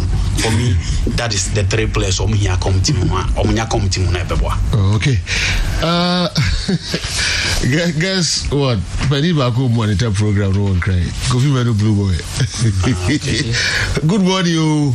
I say referees have no business what happens in the stands.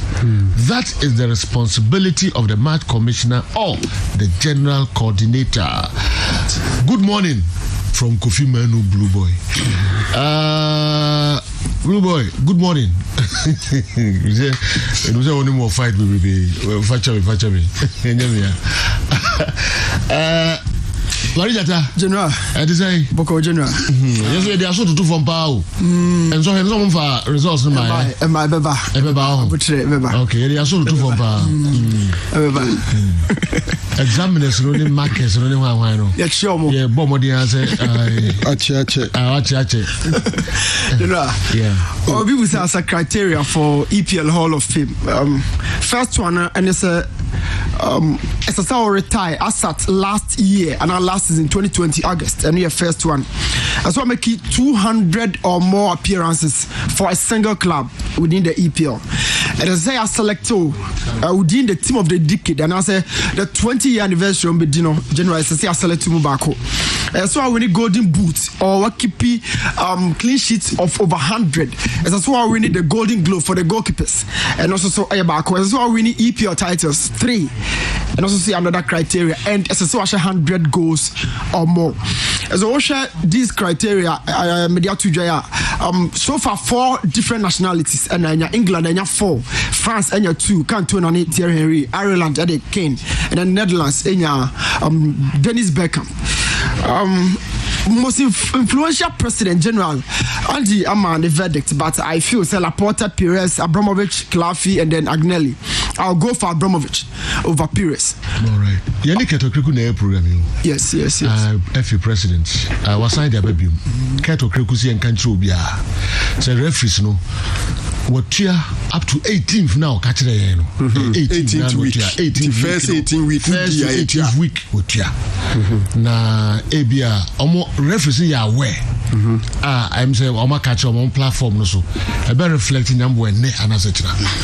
Nti what year referees ya aware. He's been paid. Nti ebia kalani platforms o mi na no. Anasa is been paid by has not been handle matches now. Referees ya aware say tuo music na mo. I also had a test of Nasa policy no without that policy no free CAF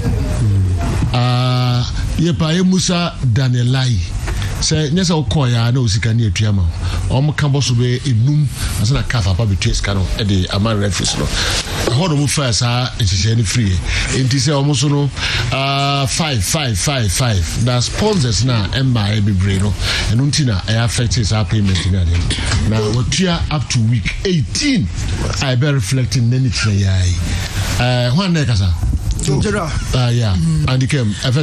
Marija Tabra. General, me transfer free. On obviously Musa say. Don't you make no Kalambajo.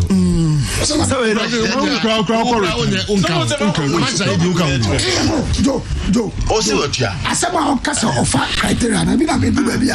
Yen court Marija Tabra. Me ba. One my to so wa. Em say president no. You respect them be our kapa. But say odi yen ekokoto let me tell you one. Danielai is you're entering into a different area. I'm not saying Danielai say you try. Can I say? No. Danielai, you must say. Danielai, what Falisika and to take it to Quindana. What Falisika Akoda Hotel Dana. What Falisika Afa local TNT Dana. A being see that. That is what is going on here. Ahano, wala udi usika. It is all kase o many part 5 weeks. And one bench. And now be found some usika. So these are the things I am. And it's one kase ebia on 5 feet. That is why I kase. Oh yeah, rag free ni hono. Ebema obenya problem because one sika samna ending. Rag ye kubata ya. Ese referee aboa. ɛnti ɔmo timi support you e wo sikasam mu enti ka 5 weeks are okay referees mimi ɔmo nwi when was the last time during previous administration who say individual referees kasa aye leadership like kasa so this is the time as we catch say and then we are president now fair free kafa let us ask this question say one when was the last time that the lie I didn't see a ticket when was the last time so those are repeat so these are the things we Sergio Kakrebi Kakrebi 11:30 yeah Wadaroma you see Kala is also not being fair to the FA because Andy so that SAR 5 now Omokano it's something they discussed with the referees and they accepted it Mimiji Tum say Oma Brichi which is wrong. But Oma Brichi say 5 be I bet you na 5 no Omatima call said until ABM fan say na nenra Muso Omatuano na yetua only 12 weeks. Okay. Omako 25 matches which means that 13 weeks were outstanding. So that policy 5 now Mr. Keto Kreku Kano Omo eniso Omo efi no Omo eniso but me masema Kala can say CAF say no they told the referees and they agreed. That to our leadership. That are the leadership. Whosoever they discuss with. 5 now, man, this no. I didn't catch him say, or the by say, sponsors are no money that's on Benyania, you know, and how much drink a crack. And you know, and also, I don't know, young call Marija Tower on 2 day, no, the air barrel. Kala, bravo. Ska crowd in him. But me a part of it. Referees Koso, or also in Makoso. General, between Laporte and you also your original technical instructor, Ashanti. The kind referees once more or Dikapa. And the so just say, and do be one in the Sika training referees. Only was answer me now. Authority. Mr. Onward in the Sika now referees in Colano free me breba, Kala training woman. But I say, Omania 1 city referee Ragwa. And I'm in him Kalana in the Yabana. Jordan, and they are in training. Training. We are training referees. Also, we volunteers. Volunteers. One volunteers obey. Oh my God. No, he has volunteered to do it. Okasa. Nobody forced him. Who close matches in the close matches? No, they are doing well. But I'm saying that Ebony ni sanity near Anochi. Ebony ni Anochi. Yeah. State boys. That referee. My God. Maverick. Small boy no handle that match. Sunday na me aduma obiansia this Sunday sorry free baby obiansia no ewo kitiki oba and was on small boy no was on inside match no ndi on to say yen to game no so Sunny ampa kwala teenager that boy can officiate Kotoko against us. Wow. Yes. 14-year-old boy. And Kala friends say Maverick. That boy. You said Metia and na you create kana some. What about that? What to us no be change you. Ah, change you be. Na ka tie ma o we dey. Yes boy on free kuma on kuma boy. Otiantwa. So that's it. Did be a Robert train wa. Music on the bar ka o se be obi di kakra be handle match si kakra no ma no. Ya di na Africa labotum. So that's it. It didn't na ka. Na Kala do nya no referee mu. David Franco. Ya bi ya fimpeni fo jisika nyina no mo referee Kala kra tie. Kala do nya no referee mu. No. Ya kakra no be fair. Franco mo be referee Kala ankasa. Kala do nya referee. Do nya no referee mu. The Kala nya referee mu no. No mo so yo mo nya di football mu no referee. Anya cash good bottom this year. O dey see die. Discarding the horses here. Me have make up more. No, we don't want to get one crack. Somehow can I dey say. Men kasabi. Say dey. Oh men kasabi. Na chese unya hi and now we are referee in Tusk, Moscow. Na ma Mr. Say now what do you fancy die? Referee ska betu fancy die. Referee ska. Oh sir. Mo time na 3 million. Say we nim. Enti dey can say rag dey dey mo support Kalanum. Ene mo yes anwuma no e wo regions no. What go to so training kwala ipa na obuza say ska mo dey fa kakra ba kumase. E dey no munya dey ba. Na also no na to. And RF ni mo whistle back. Whistle back no. Ipa be 16. We bo we are not there ma we. It just say Kalaba ha na nkofo donatees our whistles na nka no so akofan sempre COVID time, one reason. One was the COVID time. Who the show number we are now? All right. Manager, tell you to answer. So, General, Laporta, any Pires. What the whole one on it? So, the other fee. Laporta. Questions I'm sure. Questions I'm sure. Handling now. Over limits where you need to say hard to folk. One day. Neja Laporta. Well, Laporta. Okay. Now, so the current state of yeah. Standard of our league, you know. Yeah. Maybe bulletin 4 officiating 50%. Quality of play. Yeah, Refikala, 50%. Quality of play, 80%. Coaches in the count. Stadium and pitches, 70.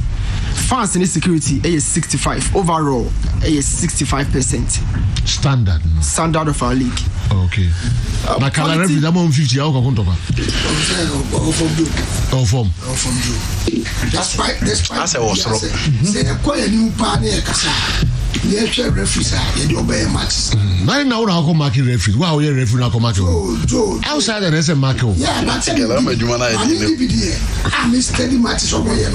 I am telling you, sir. Who say? Well, at least with my way is 75. Referee marking referee 75. Young Twazo. Referee marking referee. I'm almost 75. Kalaudi community check. General, Fabio Gama and Salifu Ibrahim, be a new quality, anyhow, but just supposed to that to more clubs, you know. I think some more quality near almost similar. A general playmakers from midfield to attack, and Osha 2 players now. As also go, but they have a bit of differences. Fabio Gama a dominant left, or using a 9 left, almost 90% of the time.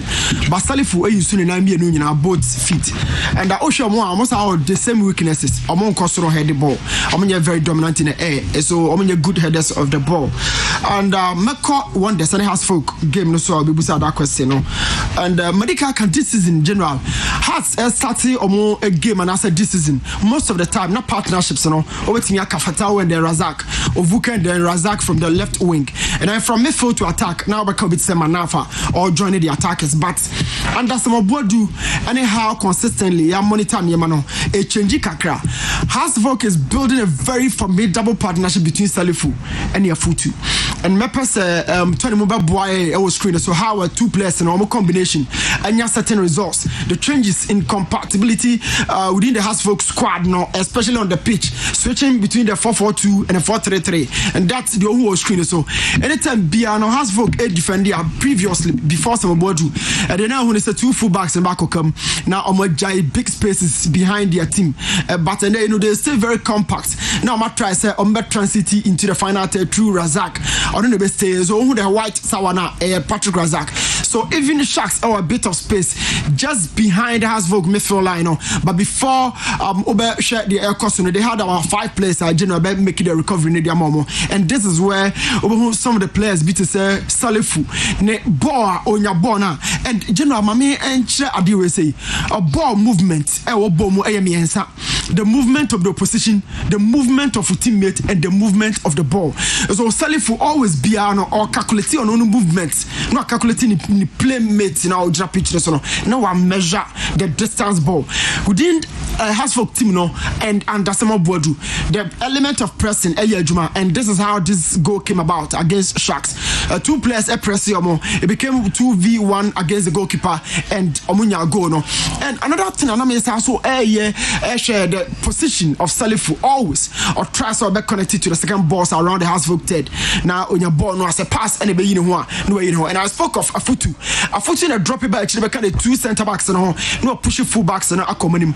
So on this occasion who say Afutu and the back line and try to negotiate. Apart from this defensive role, 2 towers and who was screen so back Salifu back Afutu. And now before ball because many people felt that it was offside, but look at something, there's a Shark player or player Afutu onside, and the ball was originally from Salifu or connected a player outside the box and Afutu and the ball at the back of the net. The same similarity from Salifu to Afutu no box but how anytime Biano general or try so or back connecting and it's so superb. Now initially initially na ya mark a foot tightly, but Salifu ebetimi try a connect be a foot no, and it's telling us something. Said the partnership between Fatau and Razak has to work independent on this anymore. They try to build their transitions through Salifu movement, through player friends Futu, and this is how some of what do a has spoken or try so and a cross beer and our bones Salifu and about boxing. At the end of that cross, Obon's a Futu based on height or join the box. In general, this is one of the best build-ups Ghana Premier League, and one of the best passes from Salifu. Getting the ball, trying to analyze. There are so many blocks within the ground, and so Obeko for a slow pass, waiting and holding down to possession until Sabani are free and move in. Not the ball, it was so superb. From this angle, you best also let me analyze it from different angles. So this is it. At the time Abani as a cowboy, not all tries over connected Salifu. And general, the first person who could have been the receiver was player friend Ovuka, but he was an offside position. And so Salifu hold you on to position. Or Krabono, a trust Abani is the closest person, but the back Chamanako Rebansa, and son all taking advantage of the space behind the back line. And this is how you can say there are three different movements in football. Bakuya with teammate, Bakuya the position, and the ball. So Salifu understands the movement of the ball and the teammate, and all tries to be connected the two at the goal in the moment. It was so nice, and how we utilized the space behind the back line. It was so superb. I think it's one of the best playmakers at this season. Yahunu game Salifu Ibrahim, and I feel say Levon this ancient year. That said, has folk our weaknesses were mutimum, and those weaknesses and Maka Kotoko the same thing and this is how Asamo Buachi deadly striker were emerging lately league in the career. Onya go away say against Kumara Sante Kotoko. Osasunya the same thing, trying to connect from a goal, a throw in down the right wing and a movie in. But how about finding space between Adriana defenders and how about negotiated through no generally superb. Hasvok should be very much aware that this particular striker everything the ball out to monet, the movement, general, the technique, and how you're so much composed about 1v1 situations are undoubted. You can't question it. And I feel says Hasvok mistakes bakum yenubia very soon a screen so just like this Bema has focus consider against Level Wonders, so they find a big space down the left wing based on the fact that has folk defenders in Akwa Buano Falcon, and the crucial part of it a player who saw green tower Fatau out of position and on a man Sharks team a builder this particular ball. Now go back into the box. Robert Adrosoa ebe joining Mo Alasa, so Mo Alasa is going for the block first of all Ophelia inside the area. Roberto Adru Ejinaho, but there's an attacker behind him. General, the awareness not at zero at this point. And so attacker Ejinaho chief finding the space, getting a connection, except that connection was a failure. But so Jack chance we say at the mile 11 this is another mistake. Communication between the two strikers, the defenders and the goalkeepers. Everything else are proppy up. And this was a penalty. People argued allegedly. Ref, argued say no dear who say a penalty. But Fatau was late into the recovery. And about committed this error, and I feel say so when there's 4 per corner before so in your house Voka first place linking up in the area of Fatau 2 targeting the 2 center backs. I feel general they have some big chance between some good score line and the Accra Folk, but all in all my prediction between 2-1 at the end of the 90th minute and general. Okay, all right, video analyst has with my share 2-1 Newton Lati Marijata no ban mazi analyzing matches no ni unti no video no way and he so no akoyen so hwe nche ne results no baba bonten coaches na da bi odo musia no tututu o mafu ase hu no omo na marking paper no change results nti coach ba ko sike febi no so chiao coach for man so chiao me bobo bi e ko bo ne ka ho hon kwan ke me anya sam ho bobo ko bo ne se boko ha na boko boka no ho ka ne le dia oboko di moni o eno bi ja from bo man so coach Maili David Mayanga, yeah. Reading Koma, the do I say cry. Newton, yeah, Aquaro, Otia condition. No, I relax. Na ye fuasi do tutu na home na ye say you fly net no. So kaka hon dey fa bitu gara. Who na tomorrow. All right. Enti ye twaso. Say no na arwa ko license C. Okay. Now to since we there we are gbenya there. And say under 15 under 12 there. 6 to 12. 6 to 12. Okay, now wait me there. All right. Yo. Yeah, ba na me ni ajubiso didn't come kakra. Every second batch of questions now. Mode buy and kakra bi na fi and twaso. Pato landing service ashtown. As a coach, Ignatius is not the one to tell us who to select or not to select. Again, we don't build our team around one person, and that's why it's called a team. Hearts of Oak will beat 11 Wonders for the 3 maximum points. Hi to Kofi Burger in Vienna, Austria. Debiani will be your channel, depending on the ODBBA brand or time. If it hasn't reflected, then the referees haven't received it. Kurt administration at Zoom. Franco Naro, please don't dump Kala's spirit. He's doing a great job. Newton. I can watch you your video analysis always. You are too good. Patola service ashtown. Una the way and so abre. Quickly, Maminko Tabura Alaji digital salon Accra banana Danubian. Some of these decisions from the referees are so deliberate. I wonder if the referee review panel is still active. If they don't stop Bulu will visit them. What is Bulu? Charles Bulu or Bulu will visit them. Okay, Shana Watro. Bulu and Kankasa. Bulu, okay. Mini Muncha Masi, among fire Imremi, also as I'm Remi, whatever say Bulu, and Kankasem. Michael Ababio answered the way Abba. Michael say, we all know football is a corrupt sport. I was surprised to hear this from Dr. Parkwesi Indum. The GPL stinks, and Kumasi, Asante Kotoko, and Hearts of Oak are favored, unquote.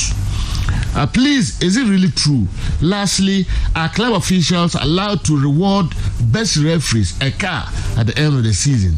And are referees allowed to take gifts? Okay, by club review, Eddie, I don't know. I will say give it Menyam Rena, ya answer we numina. Talisman, I say talisman. David neglected all his 700 women for a 12-year-old Abishag at his age 70. Exodus 21, 10 and 11, and treat same. Fragnaru, stick to your football because you know nothing about Bible versus polygamy. Talisman, and I did we and so abreye. Edosun. Good morning. How do we determine a tough match? Is it by big names or what? Do people for and so a busano? Okay, yaba mini ajubi di koboka krebi yaba de akanyina no yedi bremu. Has any EPL team lost all the center backs like what is happening to Liverpool and still qualify for top 4 before it will? So the if we are gonna asa my and so breye ajubi Sergio, Nyame adom me ho den te se bon race time. I dey Yakopon asipa da bia look very young. That's say also ho efe pa. And o Friday we no. Many age hu buta. Mrs. Why are dey Nyame sha. Na na oba Mrs. o ya asia sa oba dey. Oh, nada na. Asam ne se o so ho efe. Ade Sergio na o follow ya wa ha na. Me medical dase. And am dey aketo aso. Na se o mu nyina awremu ase Sergio em se wa follow ya Sofia na nyakwa. Se di o mu nyina mi ama hye mfimfini no. Top papa preko. Na just o mu twa ma no no. Hey, amafo kitadwen kese o. Me do fofo a wotie me nim se Nyame adom ti wo ho ye. Enchia strong ko enchia piesie de e de pa. Ene enchia anigye wom ena me di free Tony Sack Electronics e de ebro. Na me chia we de na me bisa wo se wo fie hɔ no ɛte sɛn wo office hɔ no ɛte sɛn wo adwuma mu hɔ no air condition na ɛbɔ hɔ no ɛyɛ papa ananso sɛ ɛnyɛ papa ɛyɛ dede ananso ɛnyɛ dede sɛ ne nyinaa mu no wasɛm wano yie ne sɛ dabi di a ɛne na mesrɛw ɛmfo ani nkyerɛ baabi a fo ani kyerɛ Tony Sack Electronics na woduru hɔ no ma home appliances no ma bia wo pɛ na ne boda form na ɛyɛ papa na ɛho dwo de me pacho ɛyɛ honko a moada roma mo a na wɔtwe mu mo buy ananka fridges ni freezers no ni titru akɛse no big sizes na ɛyɛ cost of for use no mo buy na short no anɔpɛ ya yɛyi muno kra fresh one kra ɛno ntimi sro we de me na na bi bɛ sɛ we yɛ kɔtɔfoforo a wabe odansuo mu foforo nti we de enkaja nti mo fa mo ani kyerɛ hɔnom fridges ni freezers akɛse na so for use na mobile ho na a short no nyame adoma no pay ya fofora bakra enu ntimo adawo ma momfa mani enkyere honom sanso na property AC no so ebi da so honom ntimo adawo ma momfa mani kyere Tony Sack Electronics said dem di kan home appliances na bi te say fridges freezers and air condition gas cooker blenders washing machine and iron and nkeka ho nyina mesro so one for when you ankyerɛ Tony Sack Electronics na kyɛ sɛ wo ya ha ho me na na bi mfantini bi wo say no na wara essence sɛ wo do ani kyerɛ Tony Sack Electronics fridge se ba honom no ɛbɔ adwuma ɛnya sɛ fridge ne fitin ya ne de abesi honom o essence energy commission for test hwɛ wo mu do mu fidie test hwɛ na wo de fan fidie ne hwɛ hu sɛ na ho ɔde na wo sɛ ɛyɛ de ɛyɛ de ba anasɛ de wo ho no saa na ɛyɛ na afenso na ho ɔde ne gina sronti ɛna yɛ nkrofo agi boom no ɔmo abegina Tony Sack Electronics so ɔmo ba wana sɛ no ɔmo ne short kra na aka so ɔmo nkɔ na bi no hɔ sɛ me dem sika ɛto ɔnom na ebi ba na ma frɛ me san sɛ mo die magye mo adi na minim sɛ mo fridge de ɛbɔ adwuma fridge no sɛ wundan de si hɔnom na sɛ wo ka sɛ odi twa brogra kyɛ sɛ sima na ayɛ emu ayɛ nyunyunu wo mpɛwe na wo pɛdeɛ wada Roma Tony Sack Electronics ɛna me kanfo de ama esan say ye no man ye papenti na ye sole agency na baby to sell goso for goso no importemo wo mo agi ye no man atum nti no dani dan nyina Adams Enterprise wo goso wo de wani kira goso opposite First Allied and a bank dan no echi hon ma na oni na di nhwe ni mu udru hon ma da bia no man obefa koya na asa esan say ye no man de Tony Sack Electronics no man de papa nko a ne bo nso da form se ye di bro nya wie ya tutu no mem obi ato no mem enso Tony Sack Electronics udru ho a ye no ma ne ebo no de gina fiti last year bedru sabre ye ntumu enya se nya papa ye papa ntime soro sa wakoto agya wa adwu bi wo baabi na wankasa ade no wasoa na afa ebu kona ntimi nya hwe no for nature Tony Sack Electronics na oba hon ma yebema wade papa a obeton obehu sa wakoma beto yem so wo hwe se de mfoni no etwagu okasafoni ni so a wada roma saa nete oba se de ohu no saa nete utie me nso e wa fidie no so a radio so a wada roma Tony Sack Electronics ubebisa se henfa ne we wadum SD Karam building name SD Karam building name wada roma freye was 0204 2924 24 0204 2924 and now 0244 119236 0244 119236 wada roma bekwai form ani nkyere yesumo ewo opposite wanasa wone post office no dada no ene di nhwe ni mu Reliance Enterprise nso ewo Asante Mampon wono so any toll booth no ne di nhwe ni mu Big Earning Enterprise ono nso emem wone Roman Catholic asori dan ne di nhwe ni mu Madam Roma Adams Enterprise nso go so ono nso First Allied wone ne di nhwe ni mu e na afa udu tachiman so a God is great Kumase Tamale Kwantempon na mu e ho na God is great e wo esan say ye no ma ye de ma ye sole agents and I say distributors ya me bubo din Adams Enterprise Big Earning Reliance Enterprise yesumo na afa tachiman no ni nyina ye papenti no san kronkro ya na se ba bia mbobo so nyina wo mo gibum no mo akwa akote san se Tony Sack Electronics there. Womaji yedi. No man who say ye no ma ebe drama sunina e papa isan say ansa na baba no Ghana Standard Authority for GSA omuji tum e do mo stamp ni sisu say ya pan enti ubeto a wutimi say wakoma to wo yem na woto adepanso. Tony Sack Electronics. To papa preko. Tony Sack Electronics. To papa preko. Tony Sack Electronics. To papa preko. Now honto.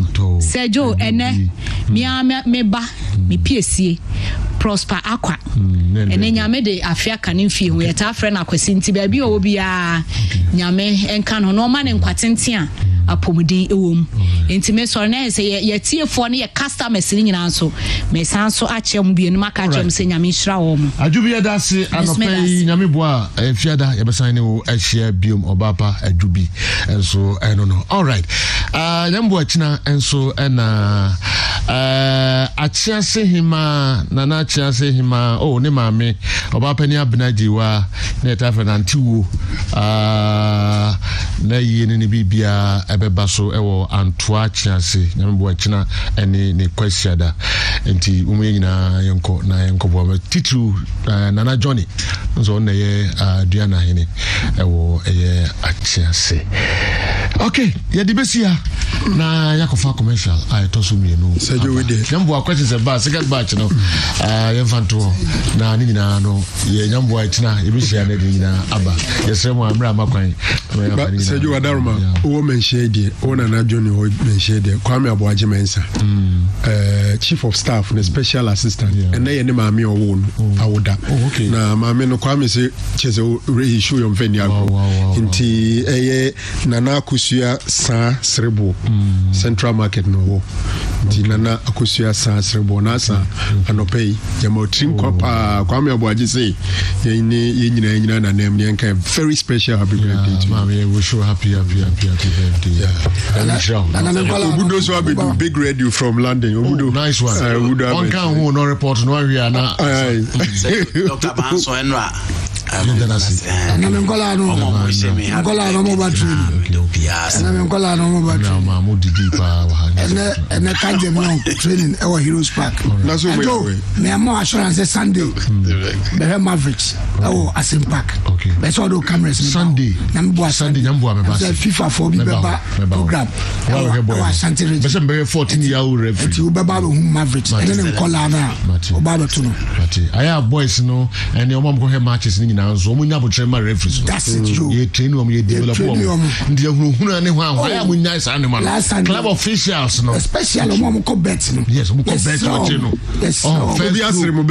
first corner first this first that obi asimo kunto kasa pa no from but state Sunday in state there now we okay ye peje mo Ali Baba Dan Kambari the breaking news no ebebre we da munyina ase yensan hia bio.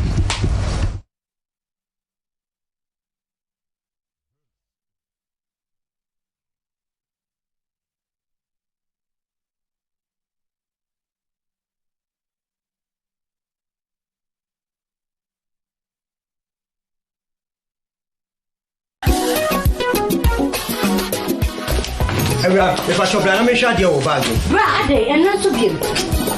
What time about Michelle is see about Queen Wayne say? Bra, said your time about Mister Esia Jimmy me fearful, and Nadia about ever so. Really, I do this offending now. Bra, so me cousin me the time about Mister Huadancia, reasing na ebetemenka, and to some malaria, where drawn the time about Mister. And you know, dear, no more to want to meet any jail. What drawn the time about Mister? A drink and your ma or bar waffle through, dear woman for down for any aquada when you fear to me, and son of the time about Mr. Draybino. Shessa Wako Hospital and answer loud. I'm walking say, oh, a 3-day malaria be answer. I also time here TIME. Time about Mister. I feel malaria fever be an ziva a woman. FDA ashe edwadie nkratoyi mu age atomo se.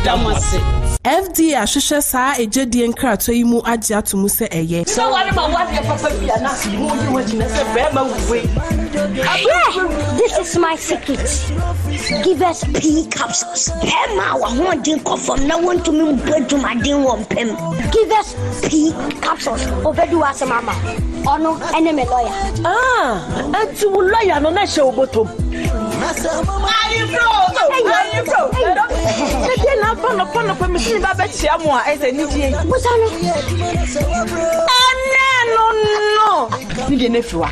The friend give us cold capsules. Say yes, is Yaren the wall, so cold the do nipper them when in our posa a mamma and Tima Wunja wouldn't give us cold capsules. Obey your free lawyer, give us cold capsules and I give us pink capsules. Hey, and they give us free. And men what if you do what you do, Cronquan, Efa. Give us cold capsules. A pin for a batter, one more menu for one and Quadawin if you do me nunca.